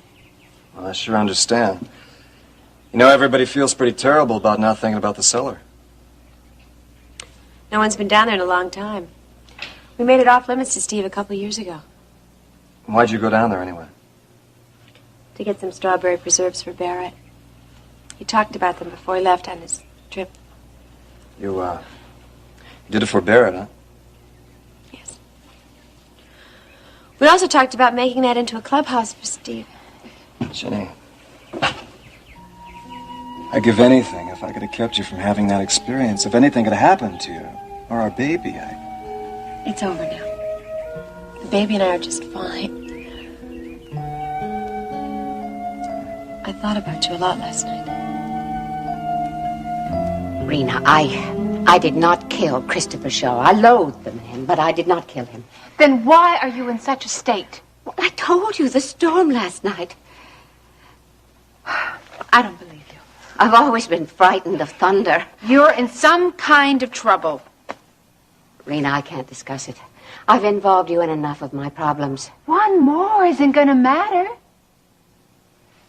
I'm your friend.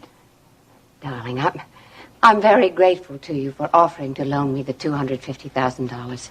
And I'm sorry if I caused you a problem with your parents. You're not going to be needing the money now, are you? No, it won't be necessary. Is there any way the police can connect you to Chris Shaw? No, I don't think so. Do you have any idea who the killer is? Well, any number of people, I should think. I mean, a two-bit hoodlum like that, he must have made many enemies. Oh, Paige must be very happy. Paige?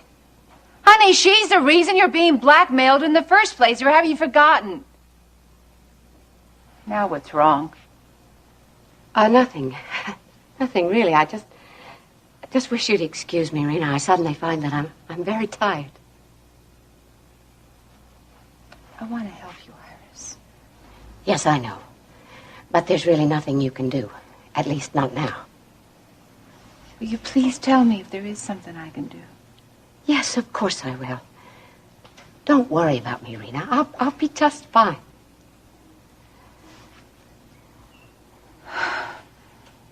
Oh.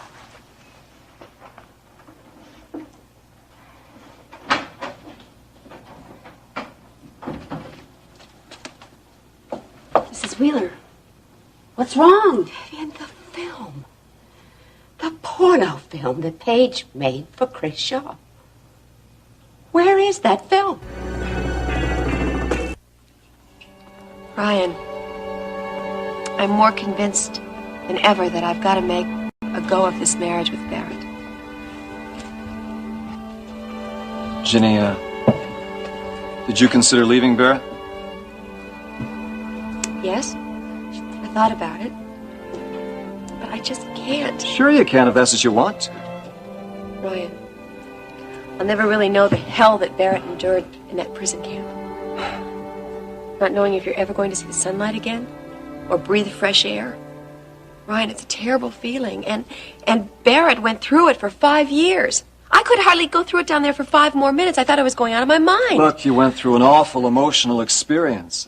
I know it sounds ridiculous for me to compare what I went through to Barrett's experience. No, that's not ridiculous at all. I've got to try to help Barrett.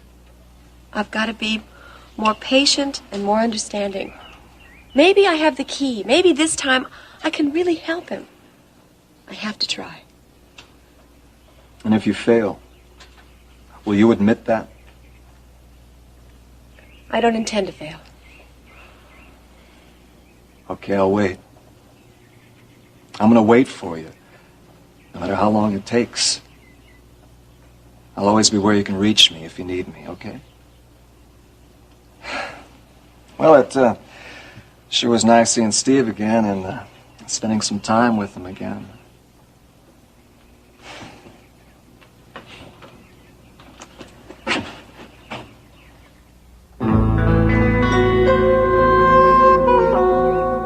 It was in Chris Shaw's possession at the time he was killed. Where is it now?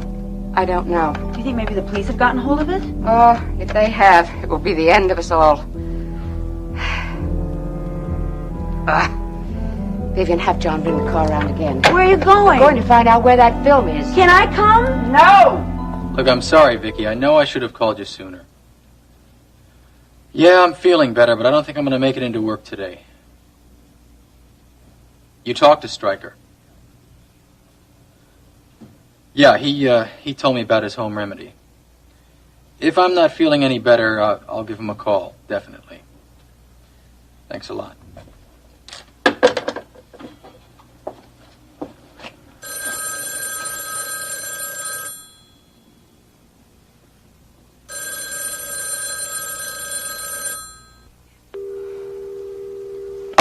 Damn it, Dennis. Where are you? I have to talk to you.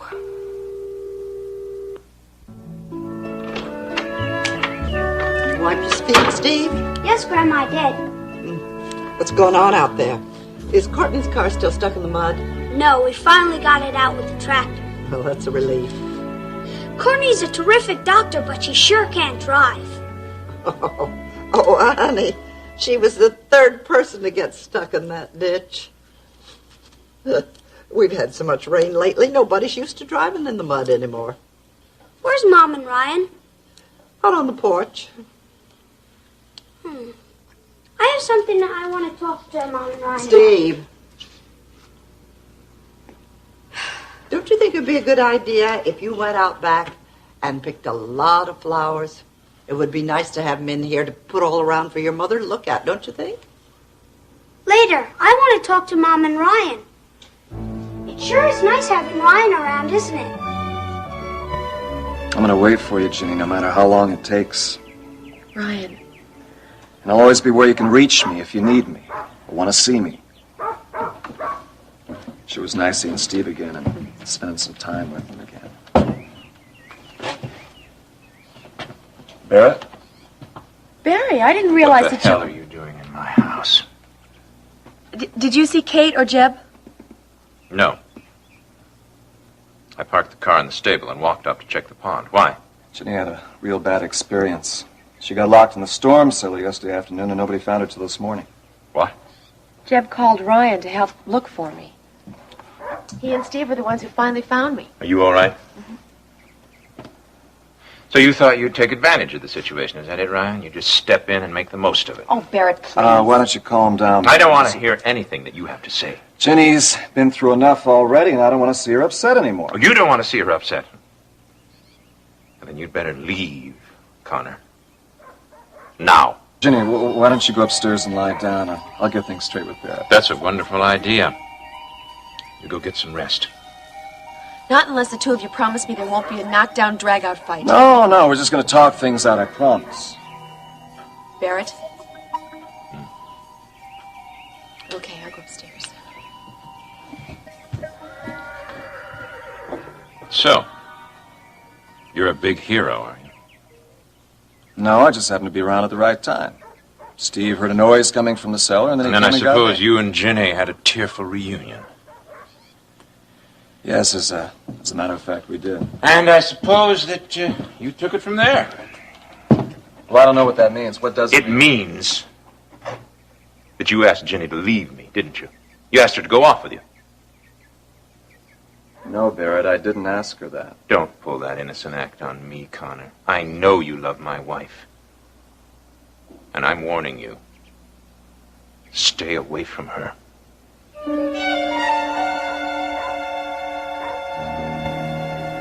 Steve, why don't you go over to Max and Rena's cabin?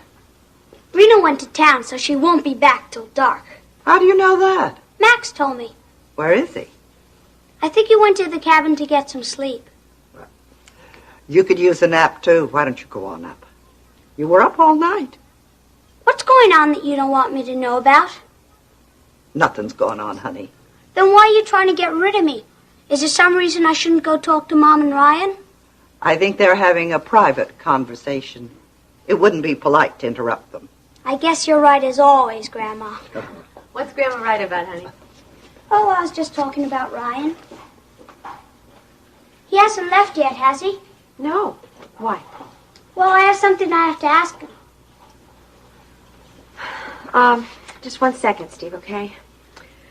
Ryan's out on the porch talking to your father. When did Barry get back? About 10 minutes ago. Oh, I didn't see his car anywhere or hear him drive up. I guess he parked down by the stable and walked up. He said he wanted to check the water level in the pond. Is everything all right? Everything's fine.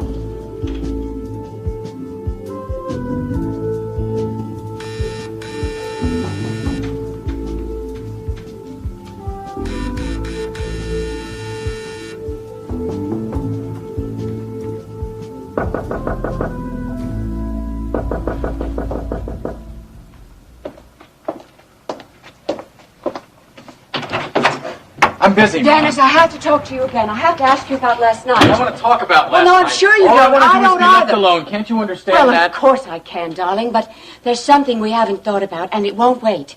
Dennis, where is the film? What? The film that started all this. The film that Paige made. What about it? Darling, we have to find that film. Now, I'm sure that Chris Shaw must have hidden it somewhere. And if the police find it before we do, it will be a disaster for all of us. The whole sordid mess will explode right in our faces. Look, I don't know where the film is. He didn't give you any idea where Why it might should be? he give me an idea? Well, you were in the office with him. You must have talked about the film. That's the reason you went there. What makes you so sure the police haven't already found the film? Because it would be on the front page of every newspaper in the country if they had. Alex Wheeler's daughter-in-law stars in porno film. Paige would be a complete mess if that happened. How can you think about her after what she's done to you? It's not her fault that Chris got her to make that film and took advantage of her. I cannot believe what you're saying. The woman made a pornographic movie and you sit there and defend her. There is something you don't understand, Mom. Well, obviously. I didn't leave Paige because she made that film. I left her because she lied to me. All right. All right, let's forget Paige. The important thing now is that film. You have to think back to what happened last night. If we can figure out where the film is, we might be able to get to it before the police do. Look, Mom, I was drunk. I was in a rage. I know I don't that. remember anything. You have to try. I don't want to try. You have to, Dennis. Think. Now, can't you remember anything that Chris Shaw said to you? I just want to forget everything. What is it? What are you thinking?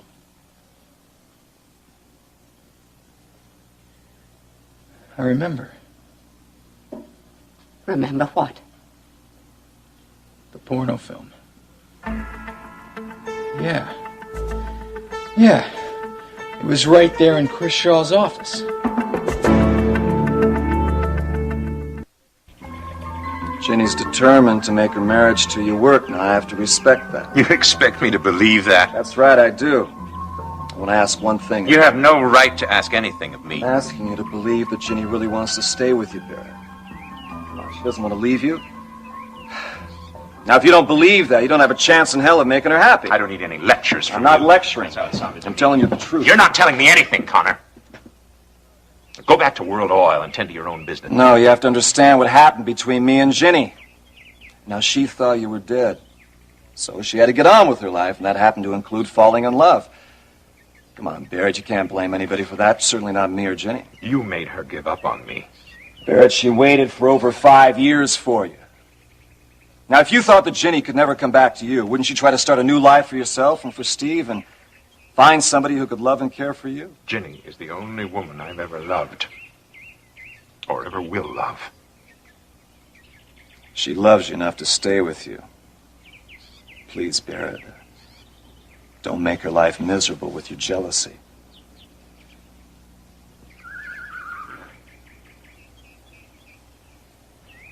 Have you finished? Because if you have, I'd like you to leave now. No, there's just one more thing. I'm going to stay out of your lives because I promised Ginny I would. But I'm only going to keep that promise just as long as you make her happy. Now, if you can't, I'm going to do everything in my power to take her away from you.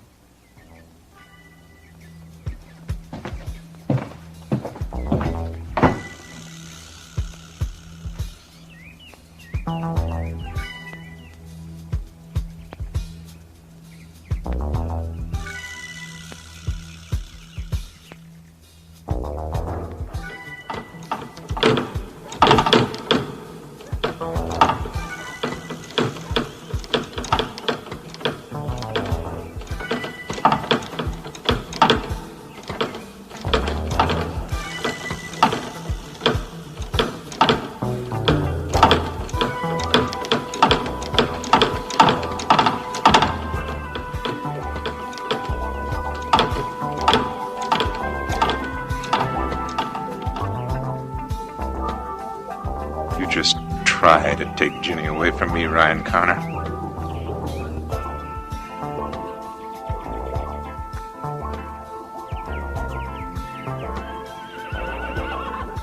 I thought Dad was going to be gone 2 more days.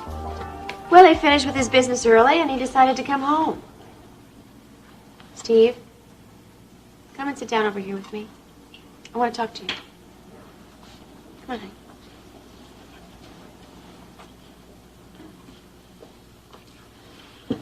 I know you've been bothered by your father's behavior lately. But we talked everything over, and I think it's going to be much better now. You were in love with Mr. Connor, weren't you? Yes. I was going to marry Ryan because I thought your father was dead. But then your dad came home, so my first obligation is to him. Do you love Dad?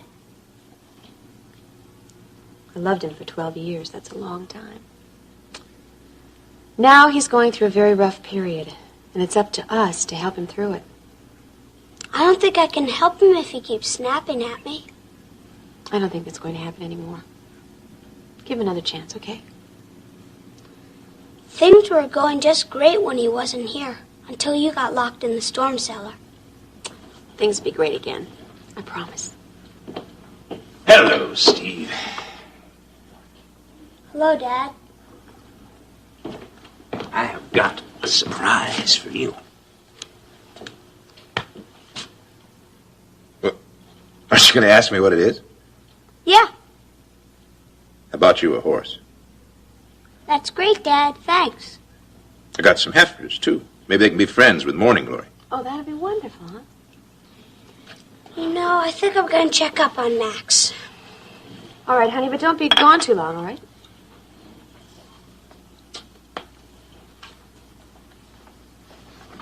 See you later, Dad. Goodbye, son. He's not very happy to see me, is he? No. He doesn't know how to respond to you anymore. He's confused by your behavior towards him. I know. It's my fault, Ginny.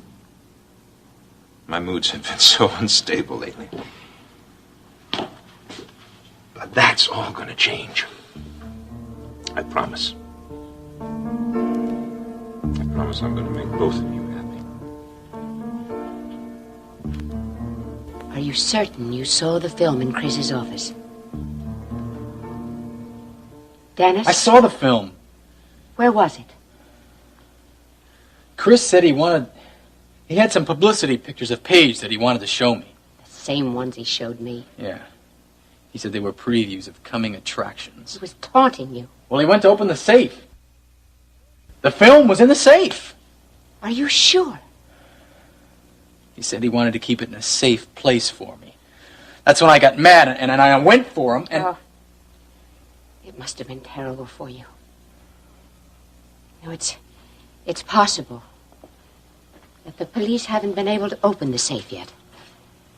The safe was open, Mom. If I killed Chris, then the safe would have been open when you were there. Don't ever say that again. Don't ever say you killed that Mom, man. I was the only one there. It could have been an accident. You've said yourself you can't remember what happened. But I remember the film. Dennis, is it possible that you closed the safe? Wait a minute. I remember something else. I went to grab the film in the safe. I think. And Chris pushed me back. Why can't I remember? It will come back, Dennis.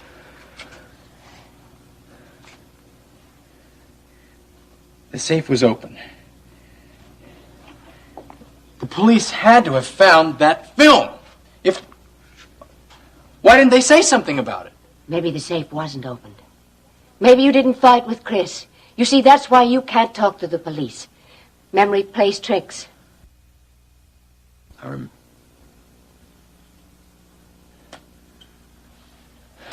Don't think about it anymore, Dennis. There's nothing you can do right now.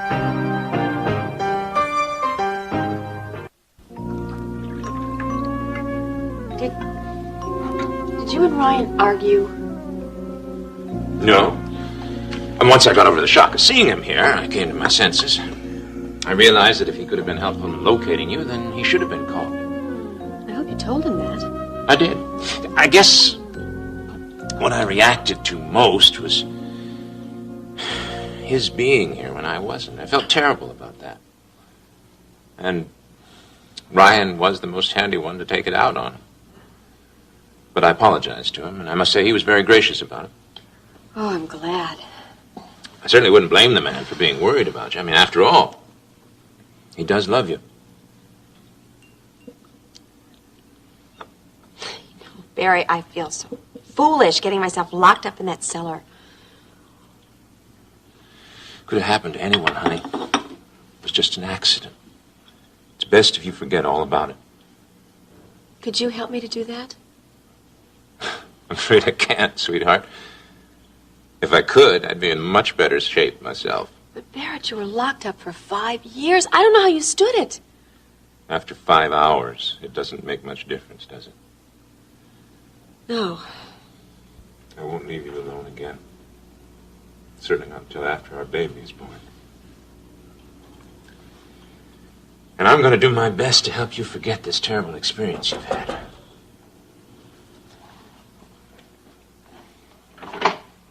Irina. Oh, am I happy to see you.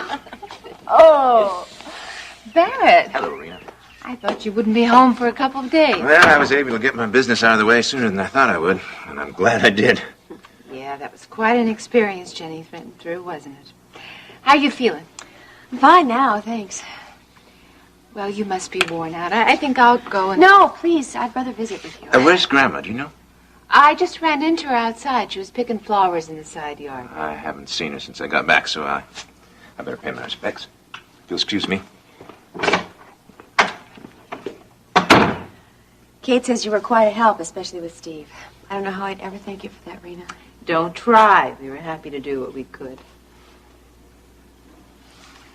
Max told me that Steve and Ryan found you. Yes. Was Ryan still here when Barrett got back home? Yes, he was. Wow. That must have caused a few fireworks. Well, I guess it did at first, but from what I understand, they were quite civil to each other. What a relief. I think that trip did Barrett a world of good. He's the man I married 10 years ago. And I think the man who came back from Cambodia is gone forever. Max? Max, are you there? Max? Hey, Steve. Oh, I woke you up. I'm sorry. Oh, no, that's okay. It was time to get up anyway. Come on in.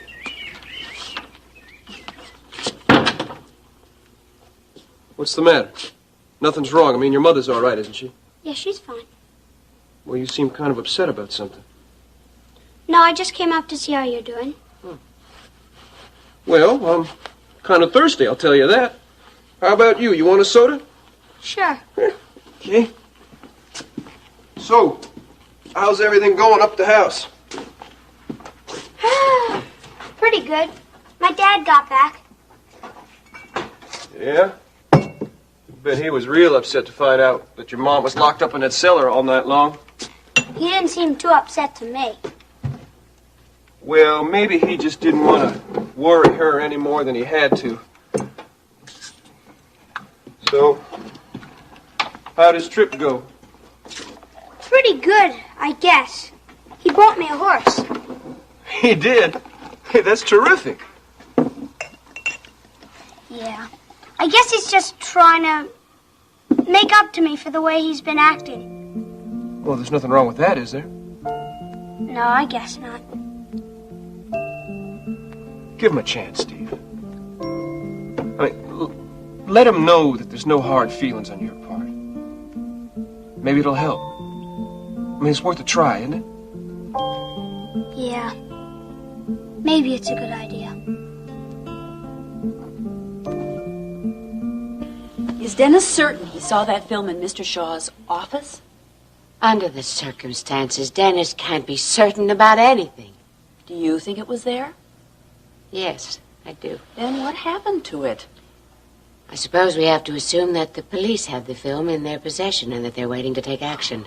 That it might lead them straight to Dennis. We're going to have to see that that doesn't happen.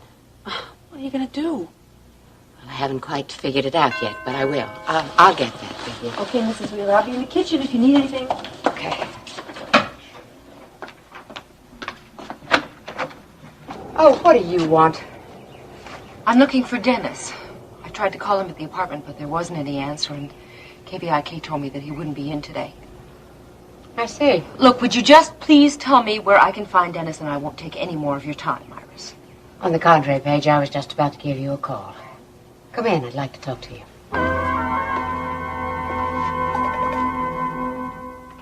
Look, Iris, all I want to know is where I can find Dennis. I tried the apartment, Yes, I tried... you told me that. Do you know where he is? Why do you want to know? Because I'm worried about him. Why? Because I went to the apartment yesterday to pick up a few things, and he was there, and he'd been drinking. Can you blame him? He was so upset. I have never seen him like that, and he said certain things. What things? Just things I'd rather not say. Paige, all right, threats. What kind of threats? Against Chris. Now, I know he was drunk, and he was angry, but I'm afraid for him. What are you trying to say? I'm afraid that he killed Chris. Don't ever say that No, again. I don't think if he you did it really on care for Dennis, as you claim to, you will never repeat what you have just said. Not to me, not to anyone. I'm worried about him. Dennis is no longer your concern. He is my concern. I love him. He's through with you. Haven't you gotten that through your head yet? He left you. I love him, and he is still my husband, whether you like that or not, Iris. That won't be the case much longer. And if you know what's good for you, you won't try to get in touch with him again. Your threats don't bother me. They never have, and they never will. I made a promise to separate you and my son. I've been rather successful in that respect, wouldn't you say? And at what price? Dennis will be fine. I'll see to that. So, you're not going to tell me where I can find him? Nope. And if I were you, I wouldn't try to see him. Leave town, Paige, while there's still time. I know I have hurt Dennis, Iris. But I still think he cares about me. Perhaps.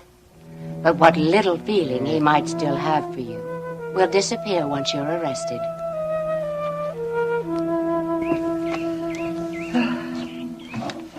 You haven't told me how your trip was, Barry. Hot and dusty. It's nice to be home again. Much nicer here since Jenny's been found. Yes, I feel terrible not being here when that all happened, Grandma. I might have thought about looking in the cellar. No one's been down there in so long it never occurred to me to suggest looking. You know, Ginny and I put that off limits to Steve a couple of years ago. And it's not a place you'd normally think about. Well, it's over now. Everything's going to be just fine again. I just wish that you'd called me when she disappeared. Barry, I did try to call. I never got the message. I never got a number. The Laredo operator said there was no such place as a 10-star Inn. Grandma, that's not where I was staying. I told you I was at Jim Barr's Inn. Oh, Barry, I misunderstood. I'm sorry. That's all right. I'm home now. Everything's going to be just fine. Did you see Steve at the cabin? I haven't been there, Jenny. I went into town to do some shopping, and then I came here on my way home. Oh, I see. How was Steve handling his father being back? Not too well. But you said that Barry was doing so much better now. Isn't he going to make an effort to grow closer to Steve? Well, that's what I'm hoping for. You can't expect it to happen overnight, honey. Eventually, everything will be just fine between them. I hope Steve gives Barrett another chance. Well, Max and I will help out any way we can. I know you will, Rena. Thank you for that.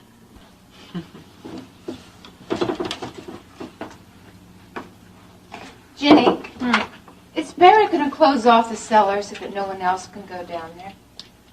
Well, we plan to turn it into a clubhouse for Steve. That's one of the reasons I went down there. And to get some strawberry preserves for Barrett.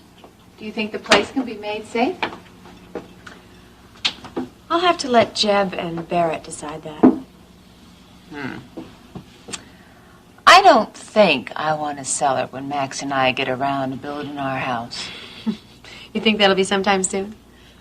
Depends on Max. Now, if I can talk him into the possibility of drilling for oil, it'll be soon. Oh, boy. He promised me he would think about it, Ginny. At least he didn't give me a no flat off. Max has always had the same attitude that Kate does about drilling for oil. You know what that is. Yes. But I think Max is coming around. Of course, it would just be my luck to talk him into it, and then they would discover that there's no oil in our land. There was a survey made several years ago. Are you sure? Mm-hmm. I saw it yesterday. Where? In the cellar. I was going through some papers and I came across it. I'm sure that Max's property is included in that survey. Do you think it's still there? Well, I suppose so, unless something's happened to it between yesterday and today. Ginny, let's go and get it. Oh, honey, I'm sorry. I'm sorry. I wouldn't dream of going back down in that cellar again. But would you hold the door for me if I went down? Yes. That much I can do. Oh!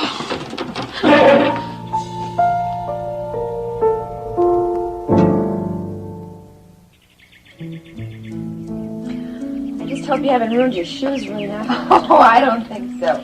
But it would be worth it if I did. I'm really grateful to you for showing me that survey. Oh, I should never have given you that or told you about it, let alone given it to you.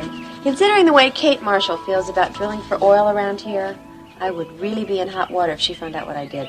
Well, now listen, if you don't want to get involved, I'll just have my daddy hire someone to do a survey. No, that's silly. Take the survey. Just don't tell Kate where you got it. Promise. Oh, boy. Suddenly I'm so tired. Look, why don't I go and I'll let you rest, okay? All right, and if my son's up at your cabin, will you send him home, please? You bet. Thanks for everything, Rena. Oh, Ginny, thank you. I'm so glad that Barry is better now and that your marriage is back on the right track. I'm happy about that, too. You may have given me the key to making my marriage work.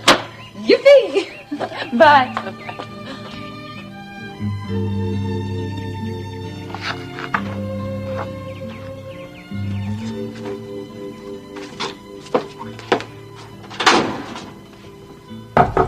Come in. Ryan. I thought you'd be sleeping. Yeah, I'm on my way home now. Look, I just want to find out if Ginny's going to be all right. Is that why you came out here? Yeah. Well, Ryan, you were out there. You could see for yourself. Yeah, but I wanted to find out from you if her experience would affect the baby in any way. If anything were to happen, it would have happened by now. Are you sure about that? Ryan, I'm trying to give you my professional opinion. As far as I know, everything's okay. Okay. I just wanted to find out what you thought. So, how is everything out there now? Back to normal? Well, I guess you could say that. Barrett came home. While you were there? That's right. What happened? Well, things got a little tense there for a while, but I think we straightened things out. Well, it seems to me that Barrett's gotten over any jealousy he had for you and Jenny. What makes you think that? Well, when you ran into each other at the hospital, the time that Jenny was thrown from the horse. Yeah. You were very pleasant to each other, weren't you? Yeah, I guess Barrett tried. Well, then he's over it. But what about his experience in Cambodia? Is he over that? No. No, Ryan, I don't think he'll ever get over that entirely. Being held prisoner in a camp can do terrible things to a man. Yeah, we all know how that affected Elliot Carrington, how he went off the deep end and tried to kill Alex. Is Barrett capable of the same thing? Yeah, I know how much Elena wants a singing career, but she's mixed up with the wrong kind of people. Ricky, I'm scared for her, aren't you? Look, in the last 3 weeks, there have been 2 murders, and Elena knew both the victims. I know they weren't close friends of hers, but they were business associates at Bernie Stokes and Chris Shaw at that place, what do you call it, the Coop. Right. So how do we know who won't be next? Yeah, I understand, but I don't agree with it. Well, you keep me posted. All right. Goodbye. Who was that on the telephone, honey? It was Ricky. About Elena? Yeah, I saw this article about Chris Shaw's murder in the paper. I don't know. Every time I turn around, that girl seems to be in more trouble. Did Ricky have any more information about the murder? Not much. How's Elena? Scared. I would be, too. Maybe she should come out to the ranch for a week or two, huh? Yeah, that's what Ricky suggested. But she says she's got to stay in town. Because of her work, right? Yeah. She says she's got to rehearse and be available for an interview whenever this record gets released, and I don't know what else. I just wish that she would get out of this business before something happens to her. You don't really think that she's in danger now? As long as she's involved with this Billy Joe Wright and his hoodlums, yeah, I sure do think she is. Well, now, wait a minute. Billy Joe has worked very hard to get her career started, Max. Well, I don't care how hard Billy Joe Wright has worked. It's the people that he and Elena have to associate with that's a problem. Well, if you're so opposed to the people that are helping her, why don't you manage her career? Rena, what the devil are you talking about? I'm talking about helping your sister. I don't know the first thing about the record business or singing careers. If she needs more demo records, we can put up the money for her, then we'll find a suitable manager. I don't have that kind of money. I do. And you could, too, if you just agree to let World Oil drill out here in our land.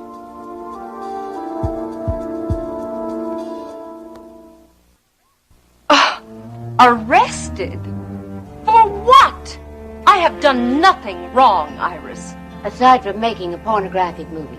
You really think that's doing nothing wrong? But no one knows about that now but you and Dennis and Elliot. And Chris. But of course he's dead. Have the police called you in for questioning yet?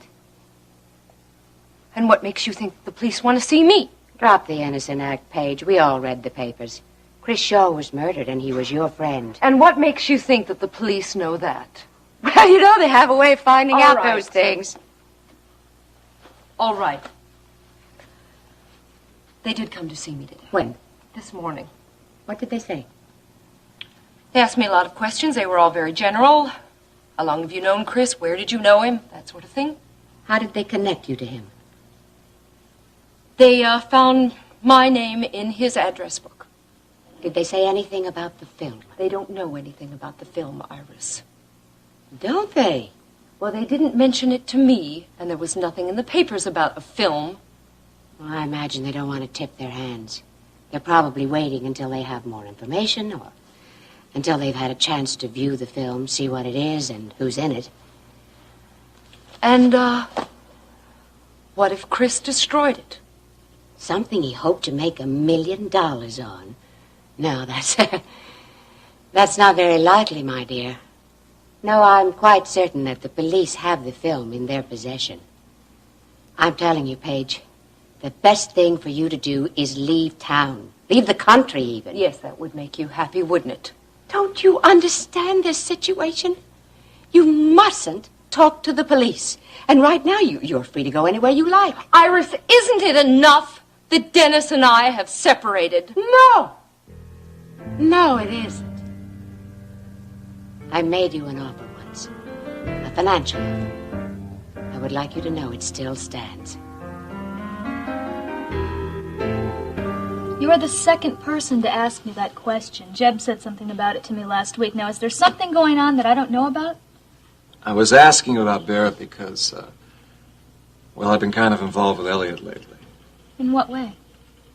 It's about this trip he's made to Washington.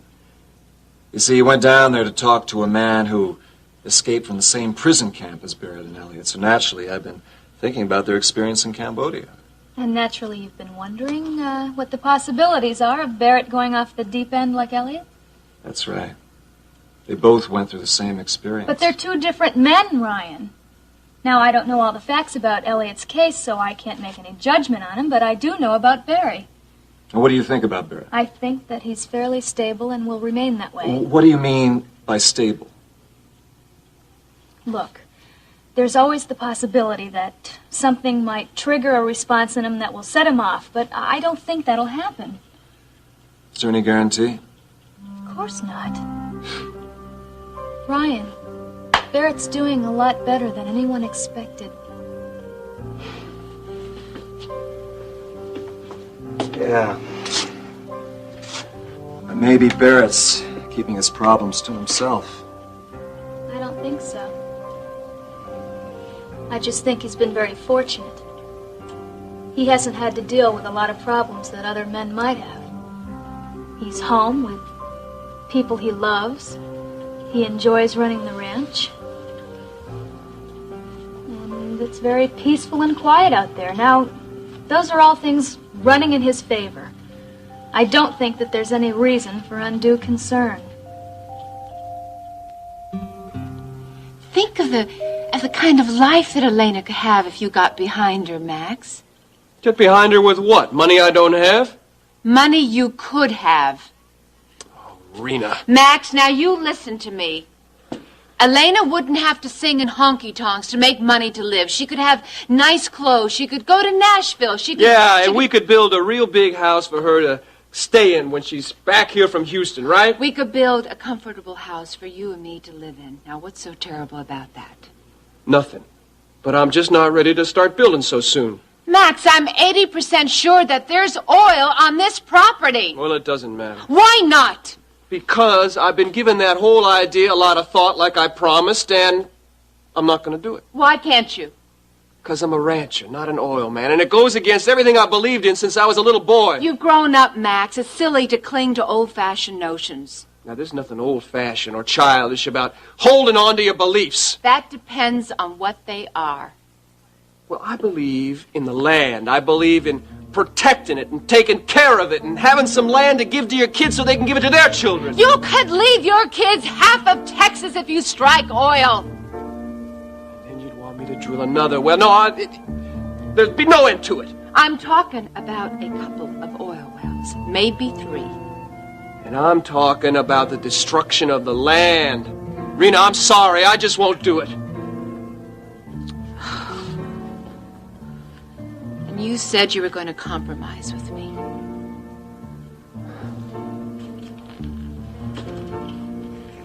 I want to compromise, but not this way. The price is too high.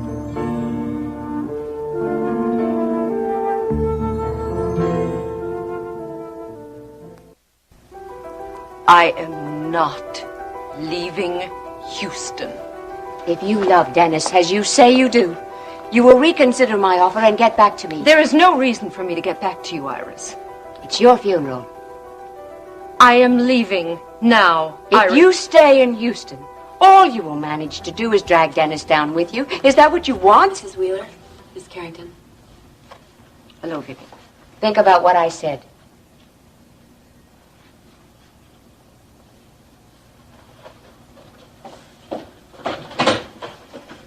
What did Mrs. Carrington want? Oh, she was looking for Dennis.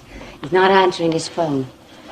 I have to get her out of town before the police go to her about that film.